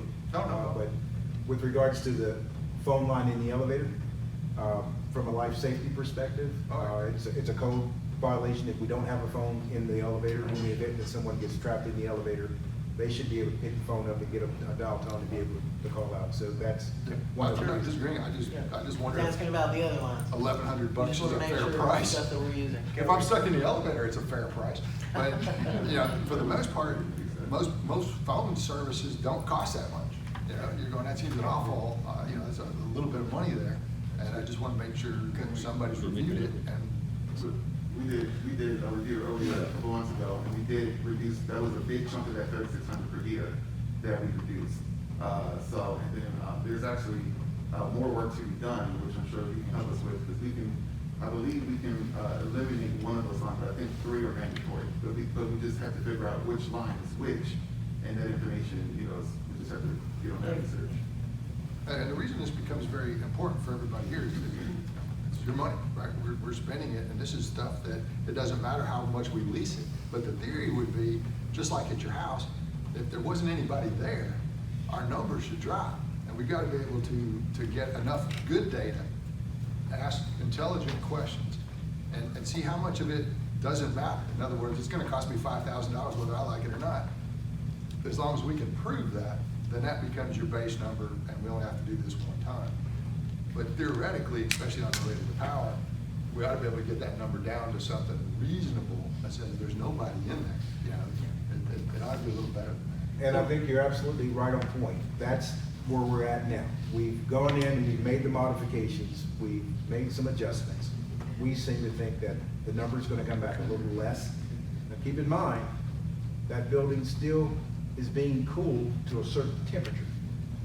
We're not going above and beyond. We're just keeping it at a very comfortable, reasonable temperature. In the event that he were to bring someone over, they would be fairly Well, comfortable. and you've got good contacts with other people who run event centers. Yes. Are they leaving it at the same numbers we're leaving it on? Yes, I did ask the GRCC. They leave theirs on actually 7.4, but they have a lot more. It's a much larger space. The Morrow Manders and the Lake City, they're both closed right now, but their air is still on temperature. I'm not sure. I forgot what they said, but they said that the air is on comfortable temperature. I'd just be curious the size. I mean, we realize it's a combination of temperature, but it's also relative humidity. That Right? is You don't correct. want the place to smell.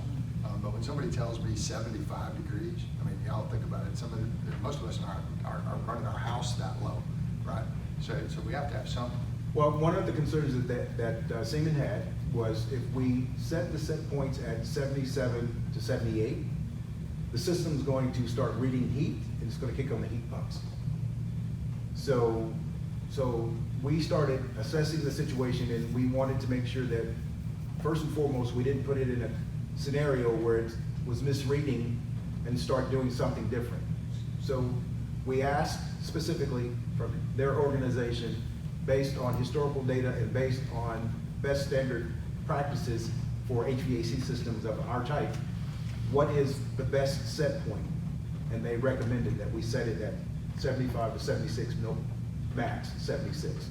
So we're roughly about 75, maybe a little under 76 degrees in the space. Any other questions related to utilities? Can we utilize AT&T and Comcast?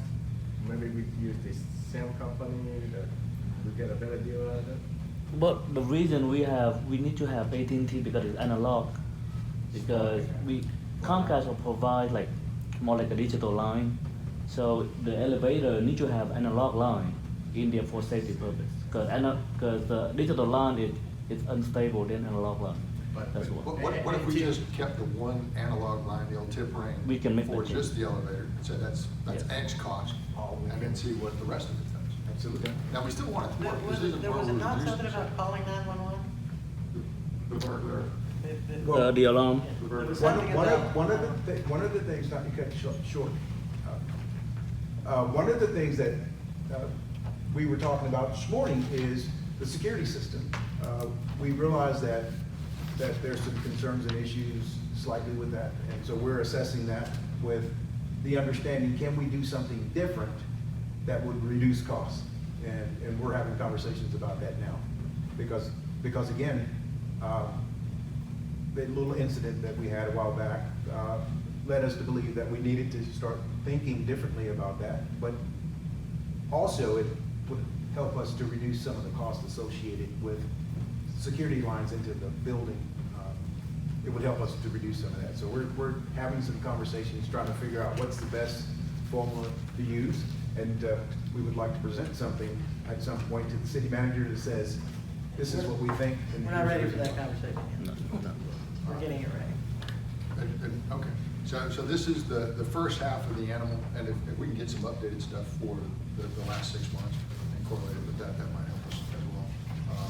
Then the other portion, of course, is the actual functioning and operation. So we have the other Warren, and you can stand up where you are. In addition to that, this is where we've had discussions that say, for whatever reason, we've chosen to not market that space as much as we probably should. So that's like saying, let's say you run a restaurant and we don't tell anybody we're there. Well, you better hope your food's really good. Yeah. So we're at a location that we don't have interstate signage out there at this point, haven't had it in 10 years. We know that they exist, but it may not be everybody. So this is where we had a series of discussions. And the first one was, having Mr. Warren come in here and kind of say, what was your game plan? What would you do to market the property? And he gave us some ideas. And he said, okay, kind of a la carte, we can advertise at the airport, we can do whatever. And then from there, we went to the private sector and we said, well, what would you do? And we got a company give us some ideas. And from there, we said, well, let's not just ask one company, let's ask multiple companies. And I think we had 7 or 8 different vendors.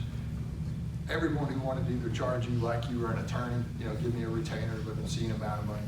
And for those of you who know marketing, if you're going to spend your marketing money in the private sector, we want an assumption that it's going to work, right?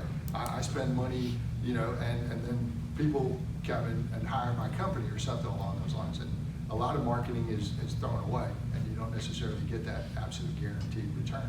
So a reasonable number of those ideas, a la carte options, either the timing on them wasn't right, like let's advertise at the airport. Well, right now, maybe not a bunch of people are going to see that. But they weren't far off from Warren's original ideas. All right, and this is where we go, okay. So we had that discussion at the last council meeting. And the idea is, okay, now that we've seen that, and we've seen a bunch now, right? Is there something that we can agree on to move forward? And that was kind of the idea of putting this back on the table here. And then I wanted to throw in one additional one, and that is the lady in the audience named Miss Holbrook. All right, so she is with us. And she has been an adjunct professor at Clayton State University. And you all have her resume. And she's taught classes on, event planning and different things along those lines.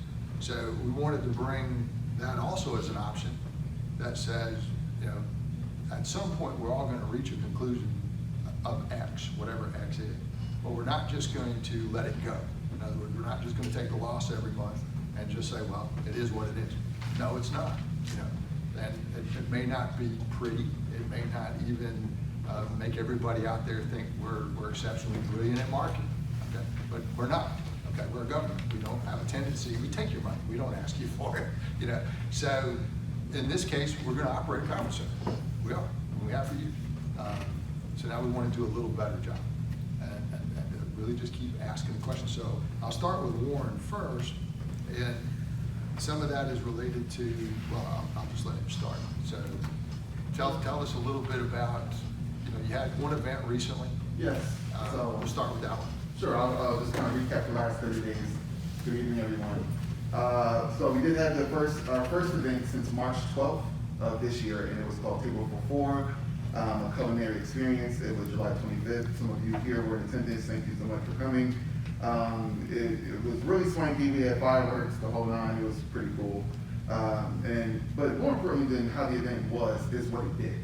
So what the event did was it reintroduced to people a new idea, the new way of doing events for now. You know, it's a new normal that we all know we have to accept. And people are very nervous. That's why the phones just stopped ringing pretty much everywhere. That's why event centers all over everywhere are closed, especially around here. So it really just kind of introduced that new normal, that new type of normal. And also what we saw was that it allowed people to, we had 4 people that night inquire about rental. And one girl actually said, I want my apartment just like this. So that's a good thing. And then so out of those 4 contacts, 2 are out for proposals as we speak. So the next day, we had our first client event, which was a pageant called, I believe it was called Little Miss, I forgot the name of it, but it was pretty cool. It was a scholarship pageant. She's a business owner here in Morrow, so Kayla Moore with Dynamic Dance Academy. It was on July 26th. Oh, and so of course her idea was to cancel it, but we helped her reimagine what it would look like socially distanced, and she loved it. And the people, more importantly than she loved it, the people loved it. We were, you know, kind of ear hustling, eavesdropping. And people, oh man, I feel so safe. Oh, this is great. Oh wow, you know, even though it creates that less, you know, energy and all that goes away because of the space, but it allowed people to say, wow, this is something pretty cool. So that was great. Since moving on, in the last month we booked $14,561 in new business, which includes 2 events at the Welcome Center. Billy has been amazing with helping get that place, you know, up to snuff for rentals. So that's really, really great. Thank you so much. As well as V. And people are responding to that Welcome Center pretty nicely. You know, like they love the space, the porch, you know, patio. So it's pretty cool how that's turning out. I've had 9 tours of that space in the last month, and so like I said, 2 of those have gone to full executed contracts. And of course, more coming up. Moving on, we are working on a deal. Speaking of the Welcome Center, we're working on a deal with a company called ALM Sports. It's a youth enrichment camp. They operate in the summer, but obviously there's a need now for virtual learning centers. This has been brought up quite a few times by a few of us.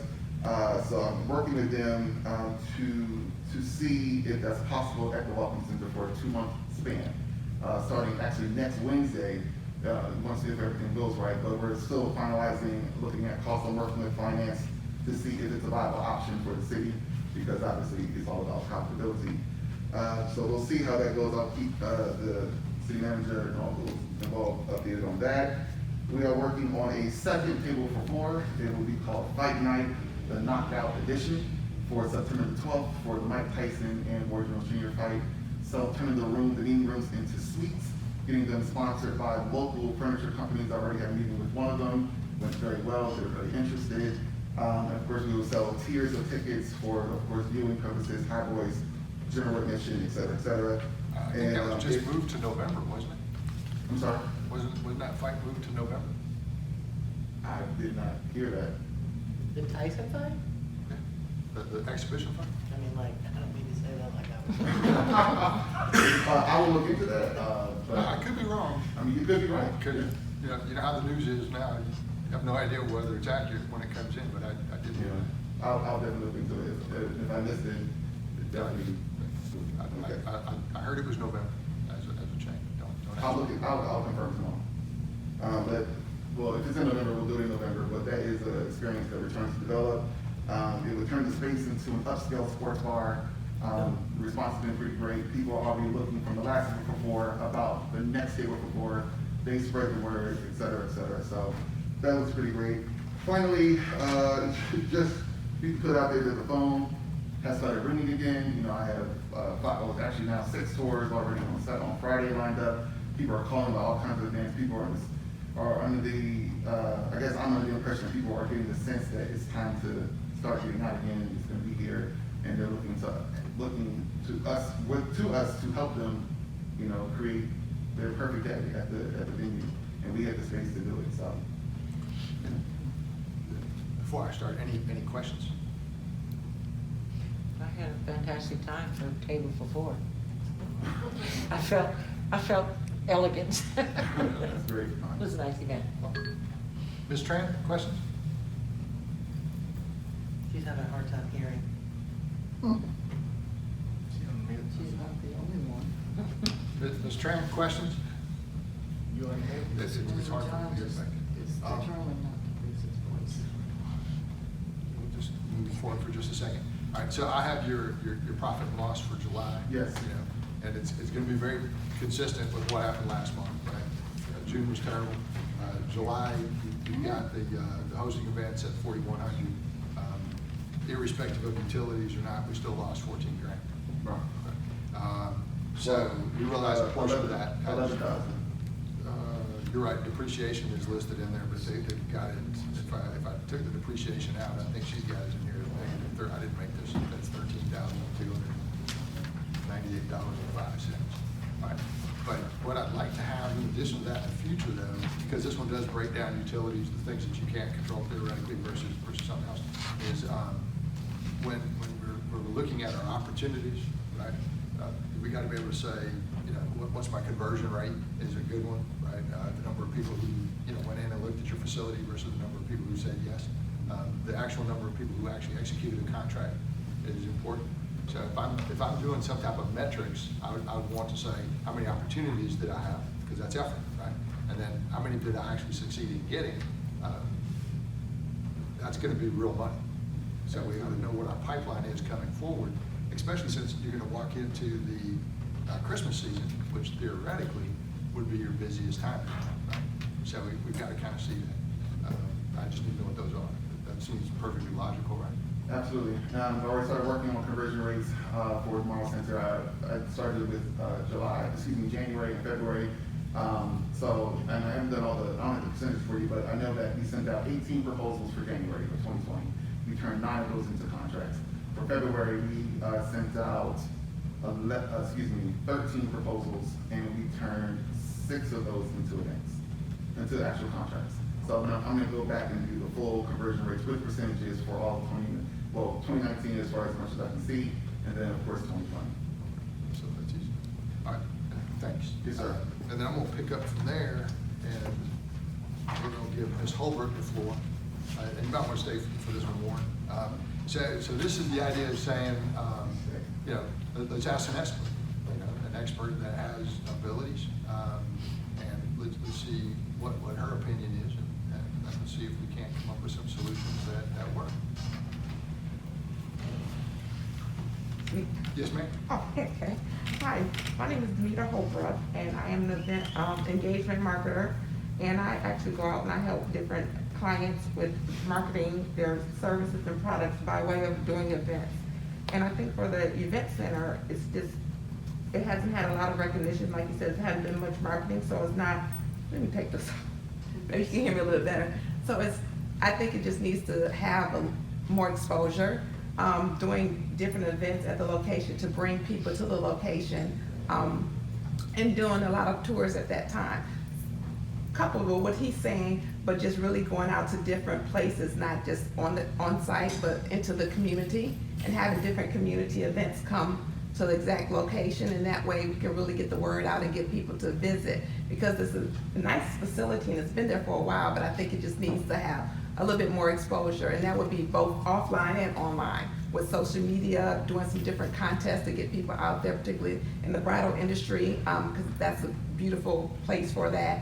And to have a lot of different ideas about getting people actually to the property. What would you recommend specifically? Well, I would say create a series of events at the property. I would say right now, you have to make people feel safe in your place.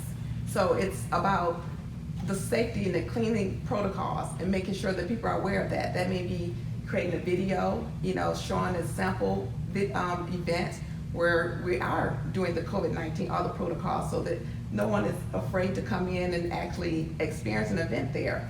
I would do some weekly events. I would do some Monday evening events there at the property, some Wednesday events there, and some Friday events there. Just different things throughout the week to bring traffic there. So I think once you get people to the property and they see it, they'll fall in love and want to book there. So I think they just need a reason to come there. So open it up, perhaps doing a community day right now with COVID-19. I mean, we could do a food drop there, for different people for COVID-19. So once they get there and see the facility, again, they would just be more inclined, hey, I know what that event center is. I like to go in, I would like to book this. And they'll start thinking about different opportunities to do an event there. We have an expert. Let's ask her some questions while she's here. When you say, like Monday, Wednesday events, other than the food drop, what other type of events would you have in mind as to have there? Well, for instance, I would do, say for Monday, we would do Morrow Movie Monday. And so we could do a pop-up drive-in. At this point, that's what a lot of people are doing. It would be outside, so I think people feel comfortable doing that. It'll be an opportunity to get families there, do a family-friendly movie. You can do some sponsorship and show it on the screen. You can have different, say, caterers there, and they could maybe sell some of their food there at the location, and it would get people there, and it would also get the opportunity to make some money per person, per car, or however you want to do it, and then show them, opportunities. This is the place, and book them to come back and, to do a tour. That would be something, and I'll also say Friday, I would do Food Truck Fridays. I would have food trucks come into the parking lot, it's open, and I would schedule, I would stagger the tours for the event facility where they could come in and actually tour the facility and see what they have to offer as far as the tour, the food trucks. So I think those are opportunities where you're in the fresh air and people feel comfortable, and then you can get them to the facility, and that way they will feel more comfortable, and then you can stagger your tours, so they can see what's going on as far as the protocols for the, COVID-19. What type of medium do you think is the most effective today? What type of meeting? Medium. In other words, we realize everybody's at home. They're watching Facebook, but if they're doing like me, I'm looking past most of that. How do I get some traction there where I can get those people really interested? Well, social media is what most people are doing, but you can't discount the email marketing. And I think that's where the center needs a little help maybe in growing your email database. From what I understand, it's not, as robust as it could be, but getting those people into the facility, you would always ask for their email addresses, so that way you have a way of building the email database so that you can reach a number of different people, because depending on your demographic, they may not be on social media, but you don't want to miss them. But most people still tend to do email. I know it seems like everyone's doing social media, but there's 2.6 billion people on social media, but there's like 3.7 billion on email. So email is still the way to go to reach a lot of people. When you look at, say, Clayton County, for example, we can stay in a lane. In other words, for John English, but a reasonable number of Clayton County speaks Spanish or speaks Vietnamese. And I don't speak either one of those, and I barely speak English. How do you tap into that market as an English-speaking person? In other words, Warren, do you just speak English, Warren, or do you cross over? See, That's good. That's good. Yeah. But how do we make that work? Well, I would say a lot of it's just partnering with the different organizations, actually going in, sitting down, meeting them, talking with them, make sure that you have a connection, a face-to-face, a contact, so that they can reach out to you directly. You can reach out back to them directly, and just bridging that gap. I think it's just more of a personal, let's sit down, let's meet, and just become more familiar. Because in our little brochure here, we've got Trade, which everybody understands is the Vietnamese magazine, right? And then I'm reading this other one, and I'm gonna just murder the name again. El Nuevo.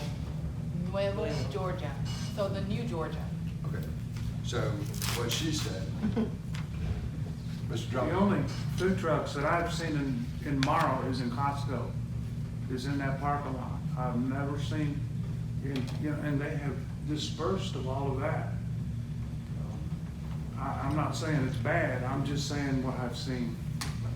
Good point. And, you'd only see about 5 or 6 there in Costco, and I don't know if Costco's in the parking lot, and I don't know if Costco said, no, we're not doing that anymore at this time, or what. I've never seen any other, so I'm not. No, they're out there. That's a good idea. Yeah, they're out there. They're all over, and you just need to have a database of them. You reach out to them and invite them to come out, and they need to know that there's gonna be some traffic there. So you need to have something else going on, at the same time. Say you did wanna do that when you did the drive-in movie theater, or you wanna do, an event right there, a concert right there, Wind Down Wednesday, say we do that in the parking lot. You need a draw, so you need to have people a reason to come to the facility. And then you offer them food trucks as well, so they can taste different foods and just create an experience and an environment for them to come back. And you do that on a regular basis, maybe once a month on a Monday or Wednesday or Friday, and you get that following, and that's what you really wanna do. So they may not come to Costco, they don't know about it, but you get the word out and share it. It'll be something new to do in Clayton County that, you may not do. I have the two Warrens. Let's start with this one. Just wanted to mention that prior to me coming to the city of Morrow, I actually worked in Orange County, Florida. Once a week, they would invite food trucks, and they were COVID-19 spread apart, and it was a huge success. And what they would do is they would close the downtown corridor around the big library that they had in Orange County, and they would actually allow the food trucks to park around the library. So the local residents that were in the downtown area that lived in the buildings took advantage of getting food for that night from the food trucks. So I know that based on just observation, it will work. Yeah. We just have to create a platform Correct. that says, hey, we're gonna do this. Correct. And here's where we're gonna do it, and kind of work out logistics. And it'll get so fun that you'll have to rotate the different trucks out because they'll all want to be a part of it. so, yes, and that's something that we definitely looked into. We were looking at the Stockbridge model. They do Tasty Tuesdays, I believe, in Stockbridge. So actually, when I first saw that, I was like, what's going on with that? But we need to have some other conversations, because when I mentioned it to, well, I was just kind of, of course, doing my due diligence, seeing how it could be done, executing logistics, et cetera. Speaking with the mall, because of the food court and the stores in the mall, there was going to be some conflict between having food trucks at South Lake Mall with people purchasing the food outside versus, getting them inside.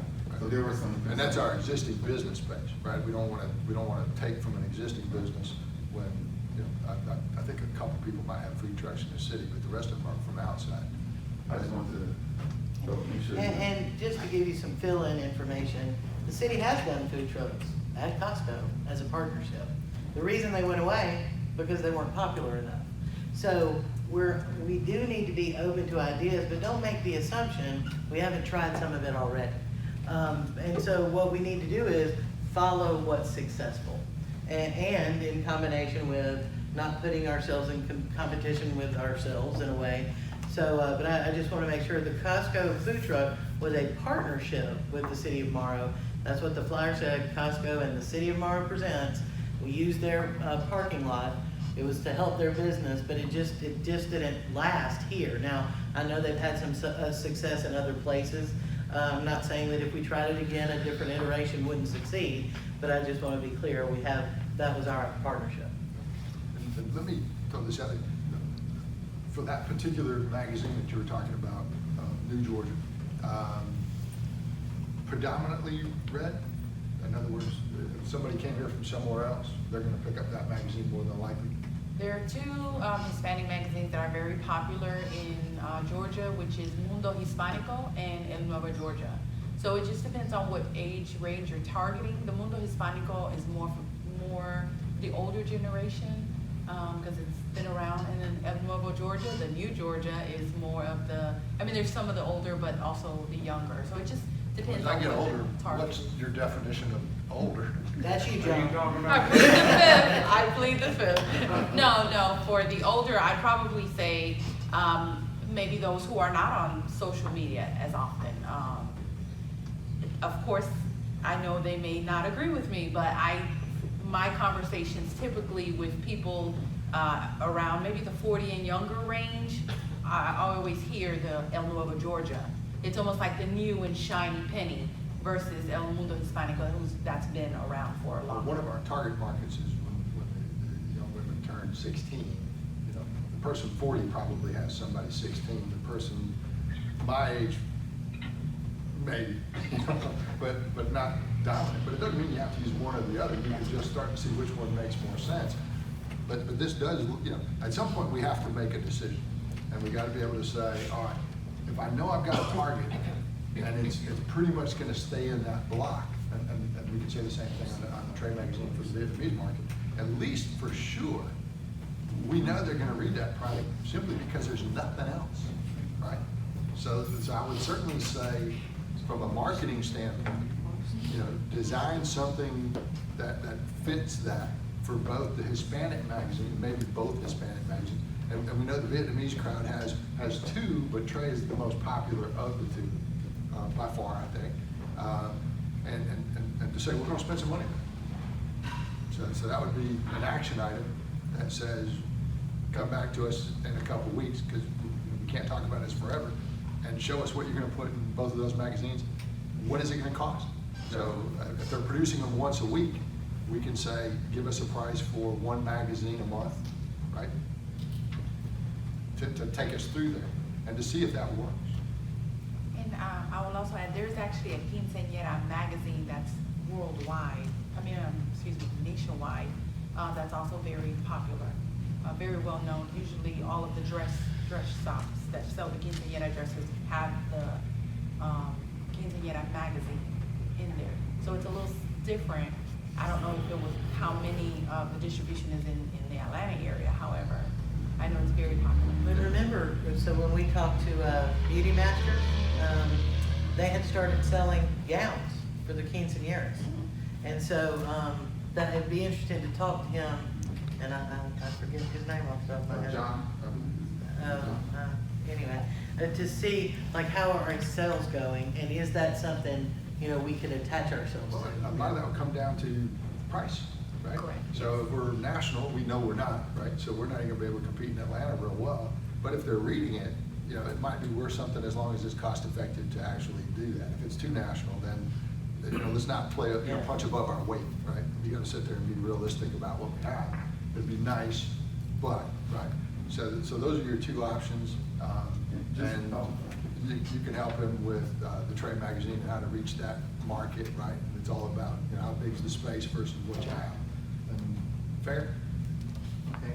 I'd like to hear her opinion on, based on your knowledge on the facility and then where we at right now, what kind of clientele, what kind of event that fit to your opinion?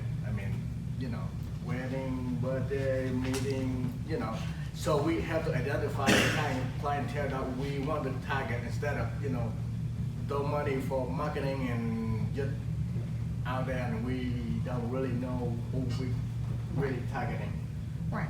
No, I believe the bridal, of course, it works well for the bridal industry, but I still think it should just be open to special occasions for corporate events, meetings, conferences. It's a full service event space, so I wouldn't say turn anyone away, but as far as targeting, definitely, the brides, but I would also look into some, corporate events as well. And I'm not sure about family reunions, that's the social part. I don't know if you guys have many there, but those are things to look It's into. probably a little bit pricey for a family reunion. wouldn't you Actually, think? we did 3 last summer, and I just have an inquiry that came in yesterday for another one, so, I mean, Okay. yeah. The weddings, of course, is our main business. And I did want to touch on a couple things. So, of course, quinceañeras and all, those kind of events and for different, ethnicities and things like that. But one thing unfortunately, I have not had an opportunity to do is look into why, because I've had 7 tours and proposals for quinceañeras, and none of them have both. And what I'll do, I'll follow up. You got something? Do you allow them to bring their own food? We do, of course. But is there a big upcharge? It's a $250 upcharge. That's probably what it is. But Most times, sometimes it's not, it's because the caterer is not, like 2 of them were because the caterer were not licensed and insured. So, and we can't allow that.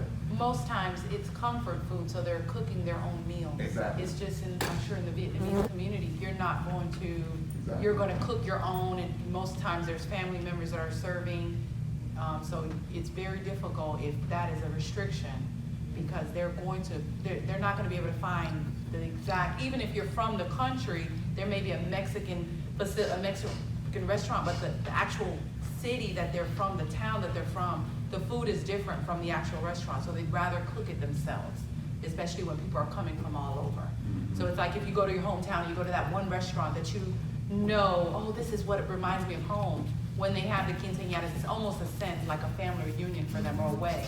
So they want to try the food, they want to have the food that's more common for them. Yeah. So if there's an upcharge, they're not going to be, I would suggest maybe looking at that, because that's a big. Unfortunately, we can't allow, because of food safety, we take it very seriously.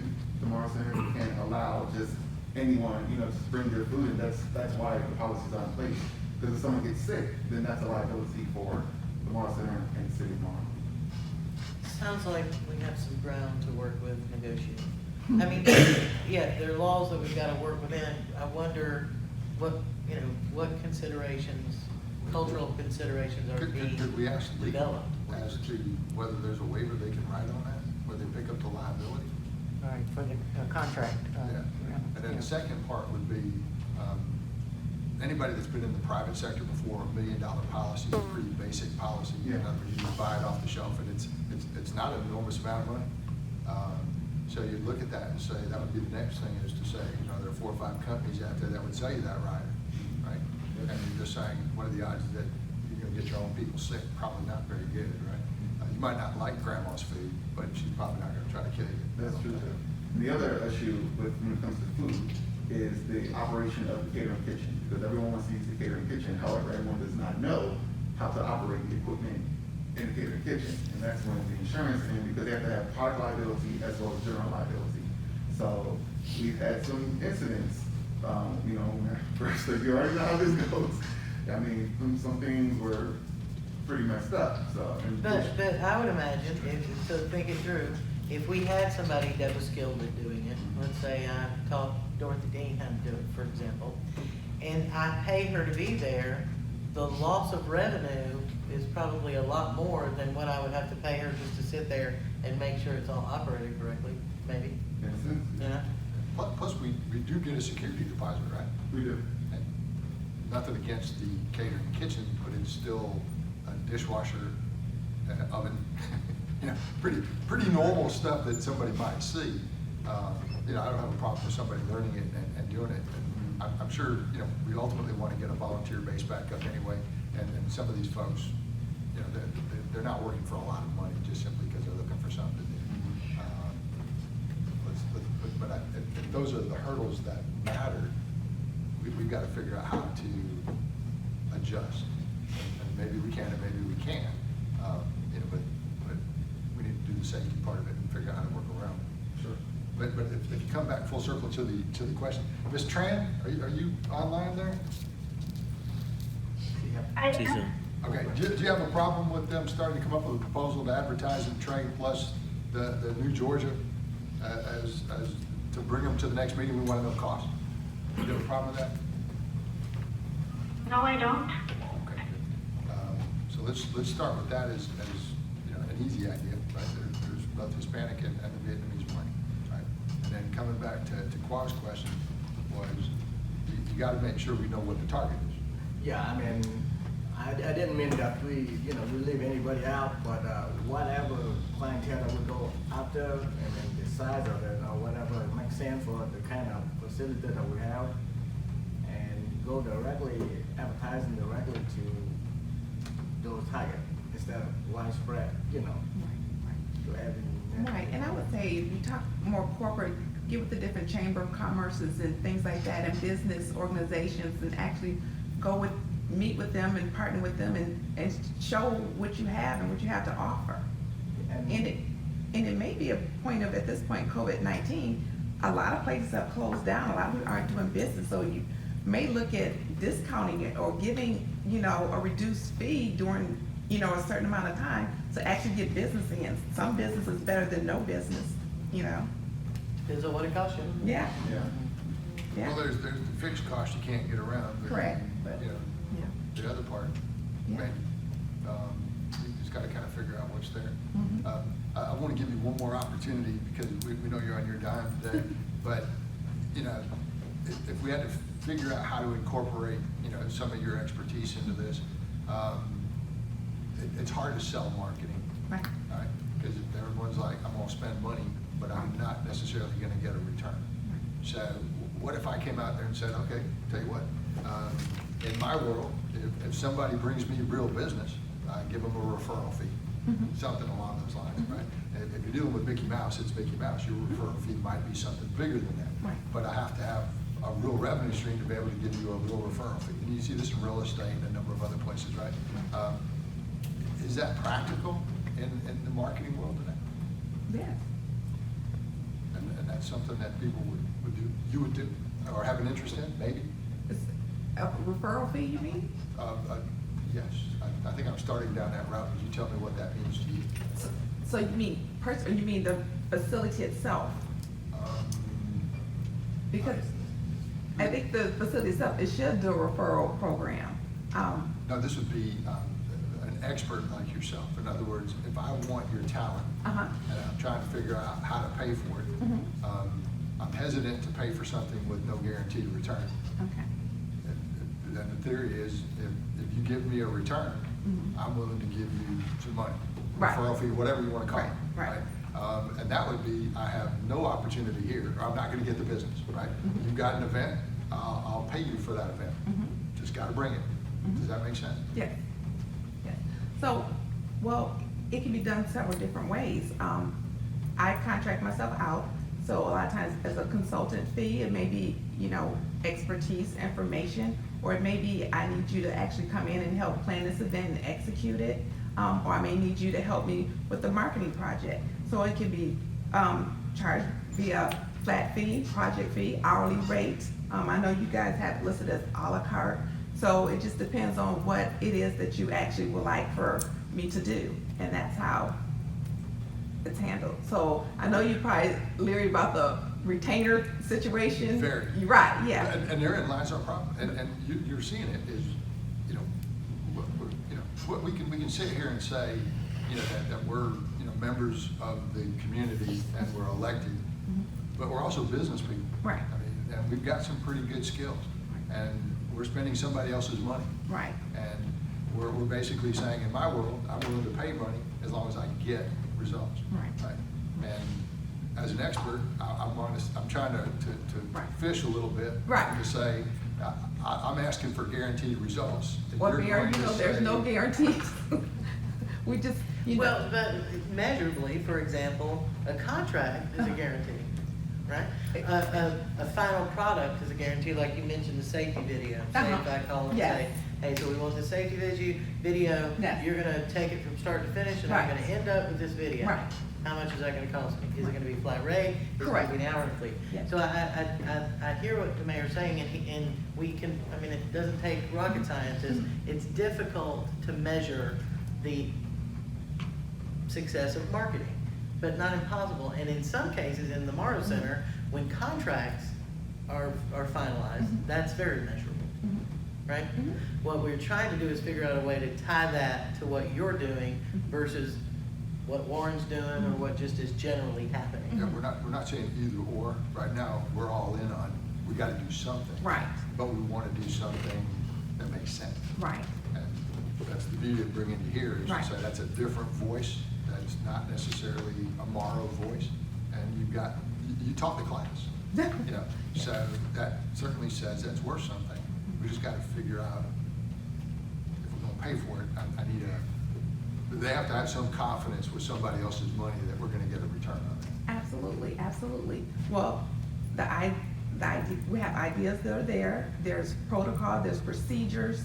The return on your investment is what you're asking for, Yes. right? And with so many unknowns right now, with COVID-19, I'm sure, you know, it's difficult. That's why you're looking for help. So you haven't really had. And that's true, but let's, yeah, I'm gonna be, you know, straight here for just a minute. Warren's getting paid to do certain things. The government goes out there and you own a restaurant, and we shut you down. We open you back up and we basically say you can only have half of you. Your rent's still the same. And that person's got personal liabilities and everything against that rent, whether he's there or not. He doesn't have a choice of just losing money. Right. He can't walk away.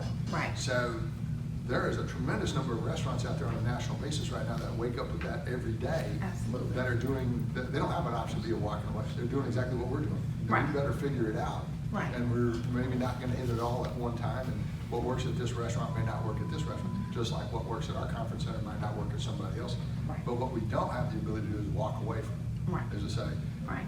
And that's where we're saying, if we're gonna spend that money, we gotta have some better numbers. And it doesn't matter if it's COVID, because COVID's not going away anytime soon, Right. I don't think. So we have to adjust to it. Right. And obviously, the biggest one right now is everybody's spaced out a little. That means he's not gonna be able to pack them in there like sardines. Right. And that means that those events that do probably aren't gonna happen. Those events where we can space them out a little bit, maybe those do. But again, I wanna say we brought you here. You're kind enough to come.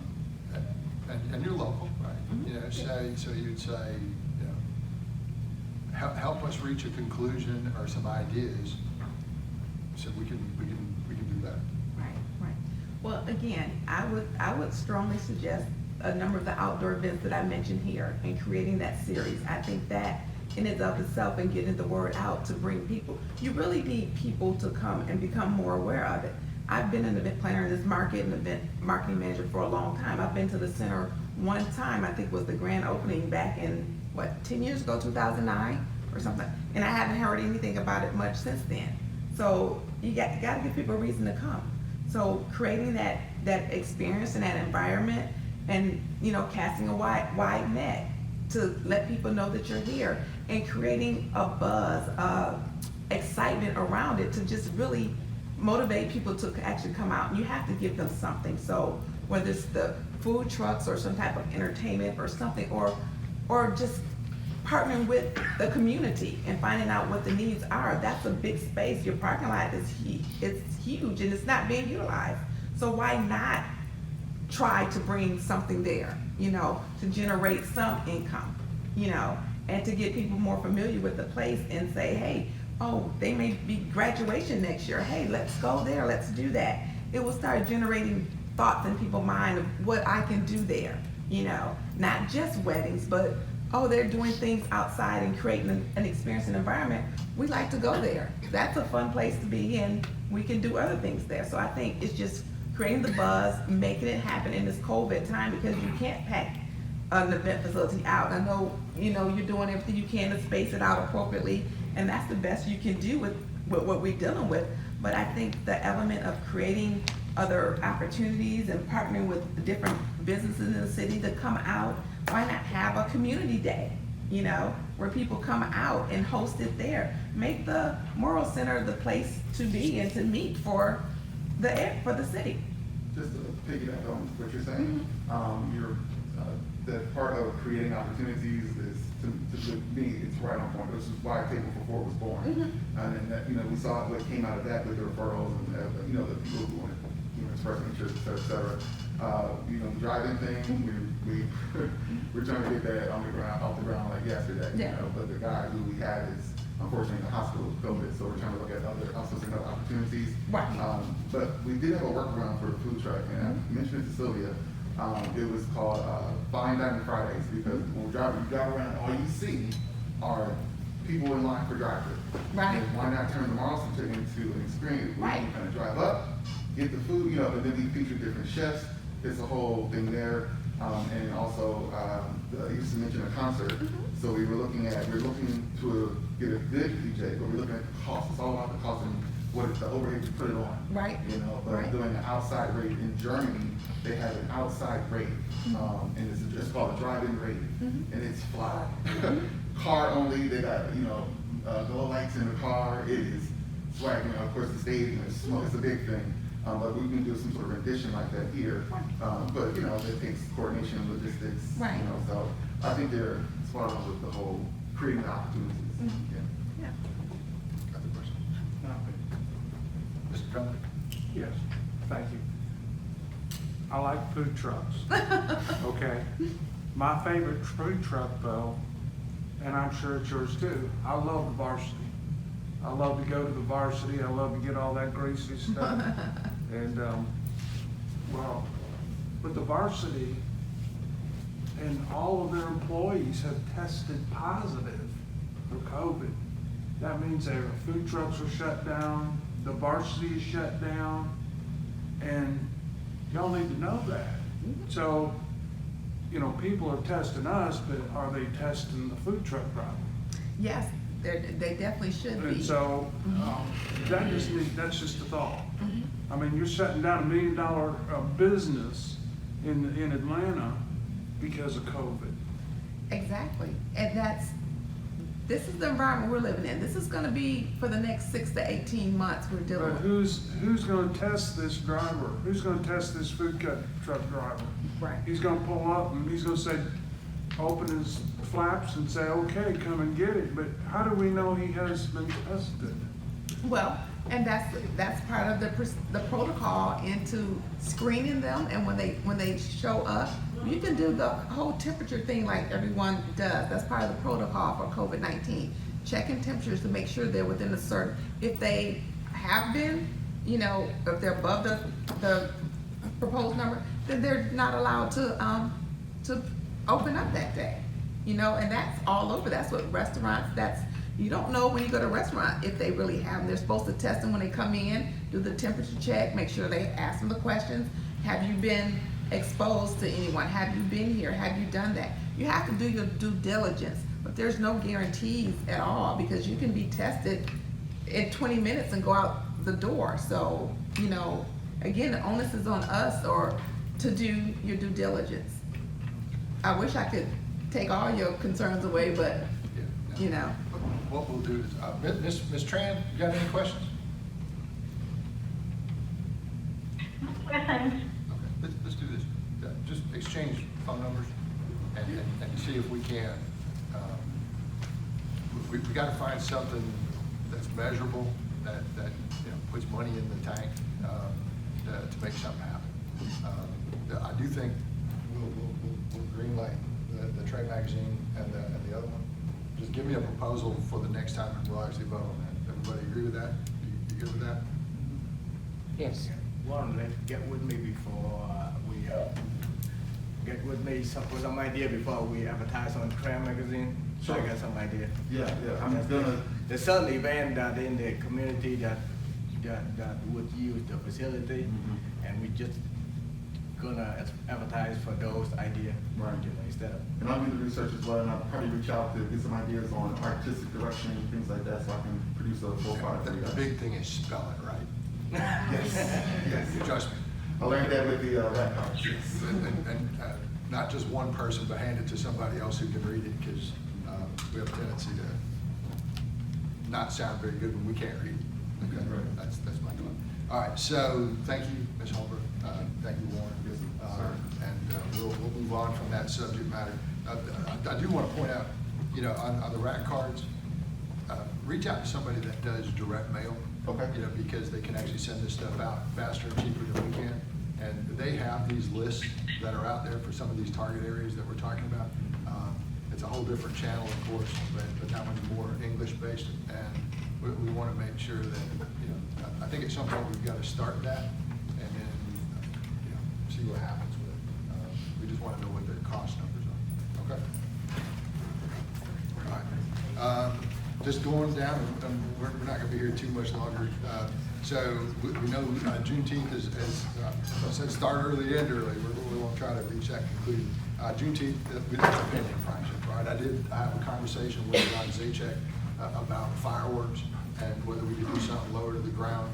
And he's a little concerned based on the timing, and not the timing of the event, the timing, in other words, if you're gonna give me a quote, what would it be? And he's like, I'll know more information in January. He's all concerned about the current market and what that can do with business. Well, and just remember, we want to make sure we're including in the conversation, because if the fireworks are going to be a more intimate experience than what we see at Freedom Fest, it may be a partnership with Phantom Fireworks. He talked to me about that, and that's what led to some discussions about the distances, Class B fireworks and the height sections on them, and you go. Yeah, the okay. distances are not going to be as far for Phantom Fireworks, but they aren't going to go up as far either. Right, his distance numbers were kind of surprising. When you start talking 200 feet in either direction, that field is pretty good there. But make a phone call to a mascot yourself, and you'll kind of see where I was coming from, because I was really like, let's keep something that's really dazzling right here. I never got the conclusion that was going to be something we could do right beside a whole bunch of people. Does that make sense? Yeah, but In other words, it's a so visually entertaining thing when it's in your front yard from Phantom Fireworks. But oh, I mean, you certainly couldn't do the scale of Zaytech's fireworks at any closer in the distance. But and again, but we'll talk about it. And two, you may want to do as large a display for Juneteenth as you do at Freedom Fest. And if that's the case, then I don't want to subtract one from the other. I just want one to be unique, okay. where you would come to that event. And what I mean, And we could maybe show up, combine where you can't see it for from my both. house. I have to go. First year event, you want somebody to be there, and you want them to really have a good experience. And we know that blowing things up has a tendency to make people enjoy themselves. But anyway, let's start with that. That was that one. On the flu shots and the drive-through, explain a little bit about what that is, and I think that's going to be on the agenda for the next thing. But tell Okay, me. if I can, I'll have Chief Swin talk about Follow me. Mayor, whichever is the most learned on the subject. designated. Designated. I'll let Chief Hall speak on that. In lieu of the full health fair this year, EPSOS is wanting to just do a flu shot drive-through. I'm So- sorry. I'm sorry. Can you come here to make sure that Councilwoman Tran can pick you up on Yes, this sir. microphone? Thank you. We're over here. That's right. Don't be spitting on it. Okay, so in lieu of the normal health fair, the EPSOS usually does here to limit the contact and all, they're wanting to just do a drive-through flu shot this year. I asked about a spot, I consulted with the city manager, we had him on the Reynolds Road property. It'd be a perfect place for it. So they would simply be having the drive-through health flu shots. You would register at one spot with limited contact, and then you drive down, stay in the car, you get a flu shot. Walgreens donates it. All we have to do is give them the spot and the permission. I mean, I would assume they would probably need a little bit of traffic control, depending on how busy it was. There probably wouldn't be much because that parking lot would hold so many cars.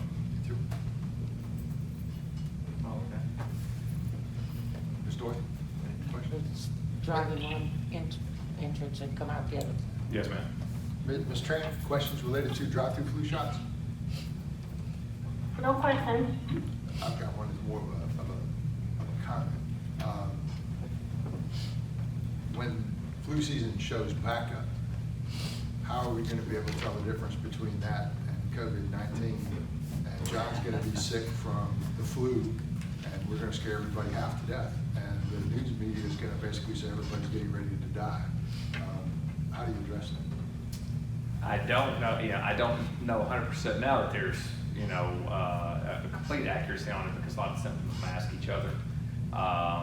There's a lot of misinformation out there about, I believe, about some of the COVID. So when it comes back around, Dr. Augustine met with us just the other day, and when we talked about some of the new strains coming out, and as I said, each year it's the best guess as to what that flu shot's going to cover. Really, they can predict what's coming to a certain degree, and do that. This flu shot will not obviously be touching COVID. It is not doing that.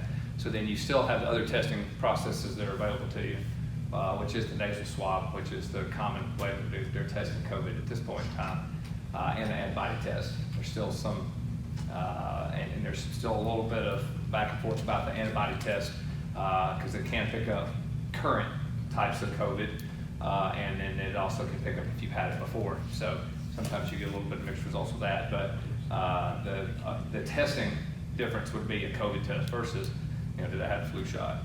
So I don't know if that answers the question. Is that? Well, my theory is half the people in November are gonna have the sniffles and they won't be able to even get into this room. Me included, maybe. But it Yes. might be COVID-19, but you're not gonna know that because that thermometer doesn't read that. Correct. And then when you do that on a larger scale, everything from schools to whatever, we're gonna walk into an event and it's going to be a problem. Mm-hmm. And we don't have the way to differentiate. And that's where we were having discussions about this Abbott test that, we can't seem to get no matter what because we don't have a laboratory. So where's their laboratory and how do we get it? I think they're saying right now the 1 day, is it now it's a timing issue, right? So we can't get a true COVID test accuracy. Let's leave that alone for just a minute. We can't get a test in a timely fashion. Correct. So give it to me 10 days later, it doesn't matter, right? So I just see a challenge coming here that first, for one of the few times I actually recommend a flu shot, simply because this is gonna be a real mess. So.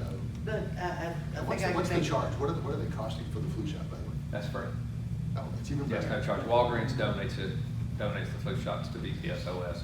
BPSOS gets nursing students that are passed up on being able to give that, and they come in and they'll do the vaccines. Okay. And we're starting to advertise that now on all of our different media. Free flu shot coming soon. If we're all okay with it. You good? Yeah. You good with that, Ms. Van? Free flu shots?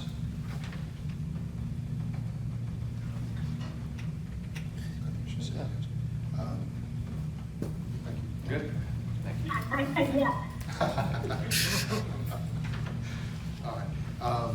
Item 10, this was related to city property tax and different things along those lines. We met with Terry Baskins, which is the tax commissioner and his, I'll call it protege, but that might not be the actual title she has, with the theory of, to try not to have an issue where the city is not capable of doing its property tax collections in a manner that is consistent, and to work with him to do the city's property tax collection. It would not happen this year. There's a tremendous amount of paperwork that has to be involved to make it happen. So the idea would be not September of this year, but September of next year. And then once it went into that, the city, outside of paying a fee to the tax commissioner, whatever that determined number is going to be, then is, let's say you didn't pay your school tax, you didn't pay your county tax. However, he's collecting that over a 24-month period. That would be the same. So we're not making it so the cities is separated or the city's billing abilities are in question. But, so today we're was a good meeting, you know, in terms of, you know, can it be done? Does it make sense? And obviously, he agreed that it's a good idea, and he wants to pursue it. We don't have a number yet, so think of it as just a start. And then the other ones are related to, and maybe I'm getting off subject here Yeah. just a little bit. So we receive fairly regularly 2 different types of notices from the tax office, which is, as you see here, a notice of foreclosure of a right of redemption and a notice of levy on land. And in the past, it may have been something we never formally, I shouldn't say may, I don't need to guess. We've never formally decided, nor has the staff heard formally from the council of how you want us to dispose of these notices. Do we do anything? Do you want to see them all the time? And I'm going to have Jasmine explain to you the difference between the 2 notices, because at some point, I think, given, you know, sort of the way we have seen the trend with this council is we need a legislative decision, even if it's just a vote, from you guys, or a consensus of how you want us to move forward when we receive either or both of these notices. So Jasmine, if you'll explain the difference. So I am actually gonna start by saying both of the notices we received because there are delinquent property taxes due to the city. And we have more than likely placed a FIFA lien on the property. The first notice is foreclosure of right of redemption, which means that the property has been sold by the county. It's already been sold at a tax sale by the county. After a year, the person who purchased the property has the right to change it into their name. They are sending us notice to say, you have the opportunity now to pay money back to the person who purchased it and get it back into the name of the original property owner and put your taxes back on there, the delinquent taxes. We do not get the property. The only thing we would do on our end is if they would still owe us the money. If we decided not to redeem the property, what ends up happening at that time is we would recommend our finance department to write it off, because we would never be able to collect that. Once that property is sold and we don't redeem the property taxes that are on there, the property is then changed into the name of the new owner, and our taxes are, that's delinquent taxes are wiped off anyways. So we would write that amount off. So if we chose not to do anything, if the mayor and council chose to pay whatever was due to the person who purchased the property, again, the property does not come to the city. It goes back into the original purchaser's name, and our tax lien goes back onto the property. So that's the notice to foreclosure. Is there any questions about the right to redemption? Now, all tax liens are first priority liens, right? How does the county get priority over us? Because the county has priority over us. And they do notify us before the property goes up for sale. So by state law, they're basically saying, because we have a first priority lien too, they're just saying the city's lien is not stronger than the county's lien? That's correct. So it's the county, and like I said, they do give us the opportunity to redeem the property before it goes up for sale, which what we could do is notify them that we are interested in the property. They will take it to the land bank and will never go to the sale. But if we don't do anything at all, it goes to sale. There are some properties that are not worth us paying anything, or mayor and council may not be, we're not interested in the past in the properties, so those properties in fact went to sale. So these properties that are coming for the foreclosure right of redemption are from a sale a year ago, not recent. And here's a thought. Well, let's go to explaining the other one first. So the next one is the notice of levy on land. Those are the ones that are going to sell. They're notifying us, telling us that these properties are going to sell. The property owner owes the city of Morrow money. Are you interested in redeeming and actually acquiring this property? We could either do it by the land bank, Clayton County Land Bank, or we could go to the courthouse steps and pay for it ourselves. It just depends on how we would like. And at that time, we do take ownership. With the land bank, it's immediate via the land bank. if we go to the property steps and purchase it, we are in fact then the ones who wait a year to do a quiet title to change it over into our names. Let's say, and you see some of these signs through the city right now. These are remnant pieces, all right? The theory is you can't do much with them, okay? That just might mean I can't build a house on it. That doesn't necessarily mean I can't do something with it, all right? So, and some people are creative, maybe a little more creative than what we want. So my concept would be I would want the right on every one that came through to be reviewed on its own merits, right? So if something came out that really didn't matter, right? Usually the county just asks the adjacent property owner if they want to purchase it. But like the one I'm seeing down here in Hammock Park. Well, that's already ours. Right. Okay, so all the signs that you see now, we already went through the land bank process. The county still has to go through all the steps required by law, and that is the final step. And once those signs are removed, whatever time frame that is, all of those pieces, the one here, the one out on Duffy Drive, the one out on the city's edge of, what's the road we live off of, Phillips, all of those will belong to us already. Okay. I like that process, but I definitely don't want us to walk away from it without reviewing it. I mean, obviously, they're not all coming in like 10,000 at a time, but those remnant pieces become important to you. You can call them green space, but you can call them whatever you want. But in the wrong hands, I think an adjacent property owner, I mean, let's just ask this question. So let's say I just want to raise dogs. I buy the property next to you. That's a remnant piece. I put up a fence and I put my dogs in. Well, you still have to follow the zoning. Like, what's the zoning for dogs? Well, dogs, say for example, if it was, you mean beside a home, a remnant piece beside a residential, if it was zone Sure. residential, you can't just operate, you just can't put dogs out there. Noise, Okay, I learned from the obnoxious best. odors. And another thing, we would have to maintain the properties, every single piece that we end up acquiring. Yeah, most of those are. Well, I can tell you, we are have very a natural property. at this point. They're very vegetative. We have a property owner that wants to buy one of those remnant pieces that's attached to his property. Now, if it's attached to his property, I'm good with that, right? Because he's just, he's already there. He's the interested party. But I'd still like to review it and make sure that it makes sense. And so, am I right in what my understanding is that the notice of levy on land comes first? Correct.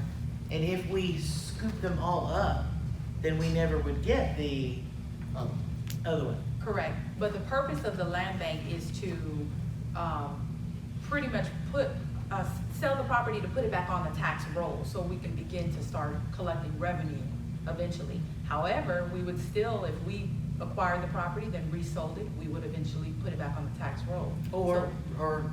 But because we're the city, we do have the opportunity to acquire it and not put it back on the tax roll because it's us. No, I mean, right, we would Right. get it if we decided to sell it, Right. it would go back on the tax roll eventually. Right. Correct, right. I'm more interested in protecting our neighborhoods because you never know where those remnant pieces are going to be. It could be a disaster.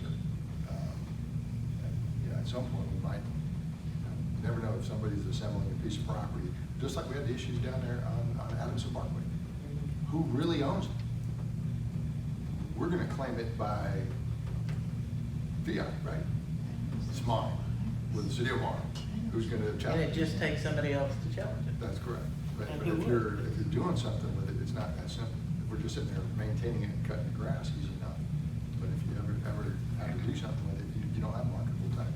I'd rather have the marketable time.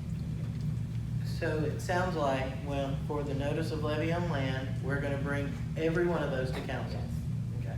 And typically, do you know, Jasmine, from when we receive it till when we have to decide? Do you know what the time frame is? It can vary, but approximately maybe 3 months, it just So depends. we'll have time to put it on a work That's session correct. before it goes to a regular meeting. Plenty of time. And then, so it also sounds like, because there's gonna be a lot that we get that fell through the cracks before they get to the, right of redemption, we wanna see those too. Yes. Okay. But So, we will not be able to acquire those. but we could pay, like our redemption amount on this one is $3,000 $117, and that's just to revert it back to the original owner to collect some tax. We don't know what the tax amount is, I guess. Well, right, we would try to put our lien back on the Right. property and try to collect the property But we tax. can look it up in our own information as to how much they owe us, right? Yes. So when we bring it to mayor council, it would be the notice of foreclosure of the right of redemption plus the value of the lien, and then they can make the decision on whether or not just to let it go, right? And once it goes back into the owner's name, right, we're a taxing entity. That's still owed, then we can foreclose on That's correct. it. And then it Yes. becomes ours Yes, over a and- period of time, what makes sense. And obviously, no one wants anybody's real property. We're more interested in trying to protect, what's out there so that nobody creates a mess. And you get to decide on a case-by-case basis. Some of them might not be worth chasing, but others that, the one right beside Mr. Drummond might be worth chasing, at least to Mr. Drummond.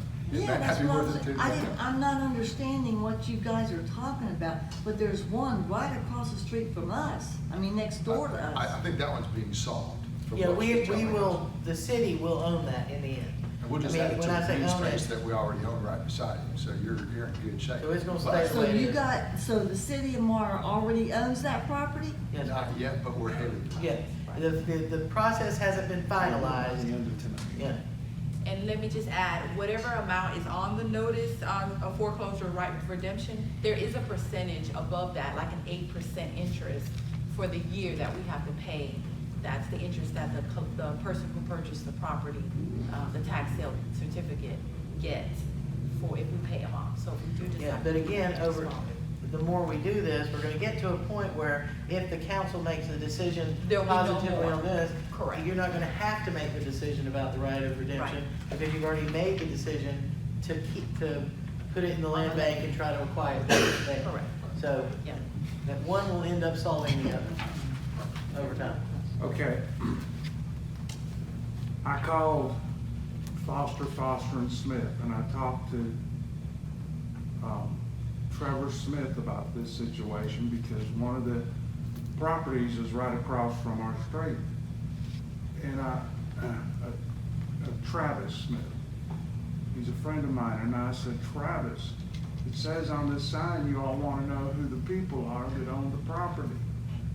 And so when I bought the property that I live on over 30 years ago, and it said that A&W Builders has gone out of business.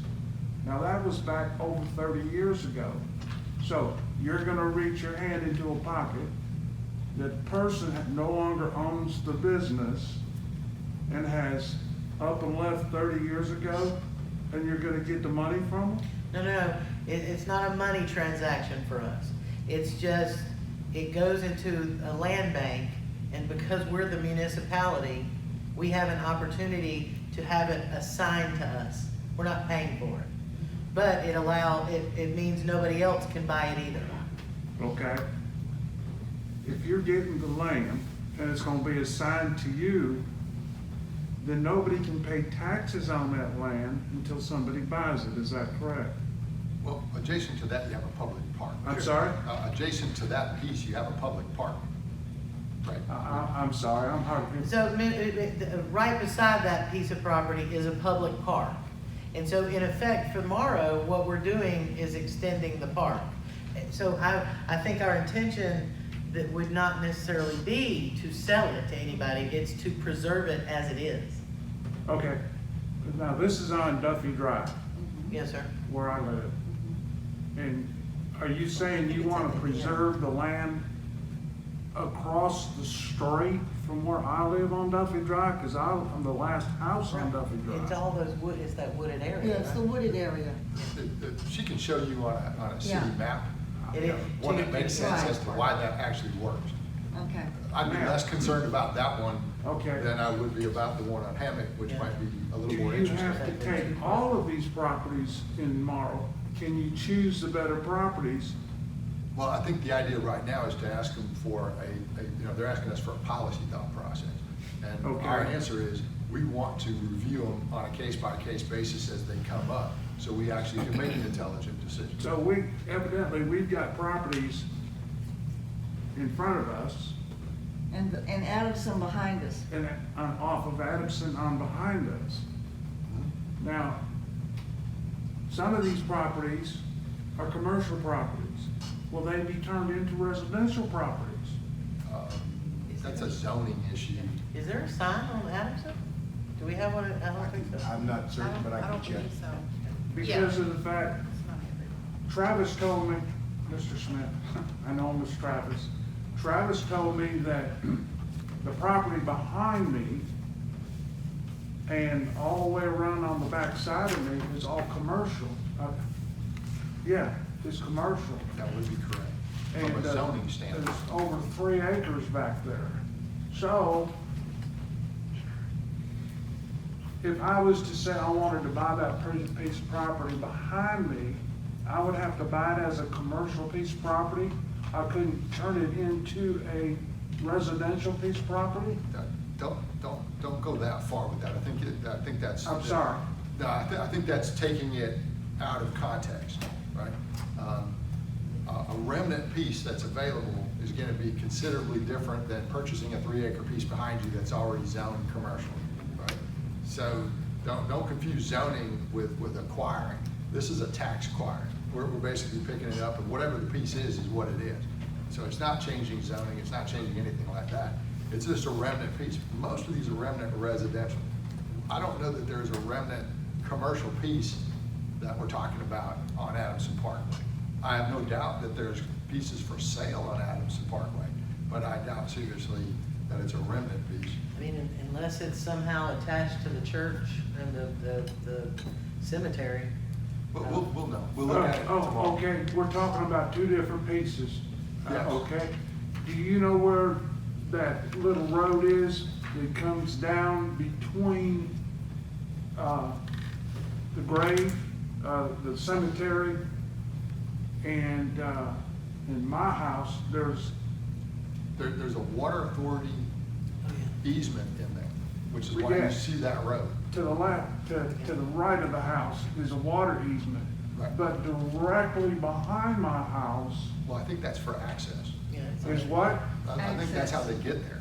The water authority has to have a way to reach their easement. I think they're reaching it from Duffy. I don't think they're reaching it from Adamson Parkway. Yeah, absolutely, reaching it from Duffy. So it's not a road, it's not a surface, right, it's just a, Access point. and I don't even know if it was ever gravelled, but it may have been It once is, it's upon a just time, a you know? drive Yeah. in. Just like at the bottom of Maintain Skyline, it every now and then, yeah. just be able to make it so it's accessible. Doesn't that road though lead to the building that y'all built to the right-hand side for that, real estate School. school? No. You talking about where the CDBG is, the The hub? real estate school is down there, but that one's slightly different. It goes much further back. Cause I can throw a ball and hit that school. Yeah, I mean, as the crow flies, I'm sure, but there's no way to drive around it. But if you wanna certainly come into City Hall and we can sit down I'll with a be map, there. yeah, and then we'll talk about it, cause I'd like to make sure we're talking about. The same thing. Yeah, so just come on in and we'll sit down and sort of gather around and figure it out together. Thank you. All right, you bet. If you don't think worthless information from 20 years ago means anything, how many of y'all know that there was a water authority easement back there? Not very many. That's just true. Comes in handy every now and then. All right, we're going to call it. Let me make sure there's not something else in here we need to have discussion about. I don't think anything in there is earth shattering that we can't hold on, right? Yes, sir. All right. Wasn't early, but it was early enough. Meeting adjourned. You know what this is, right?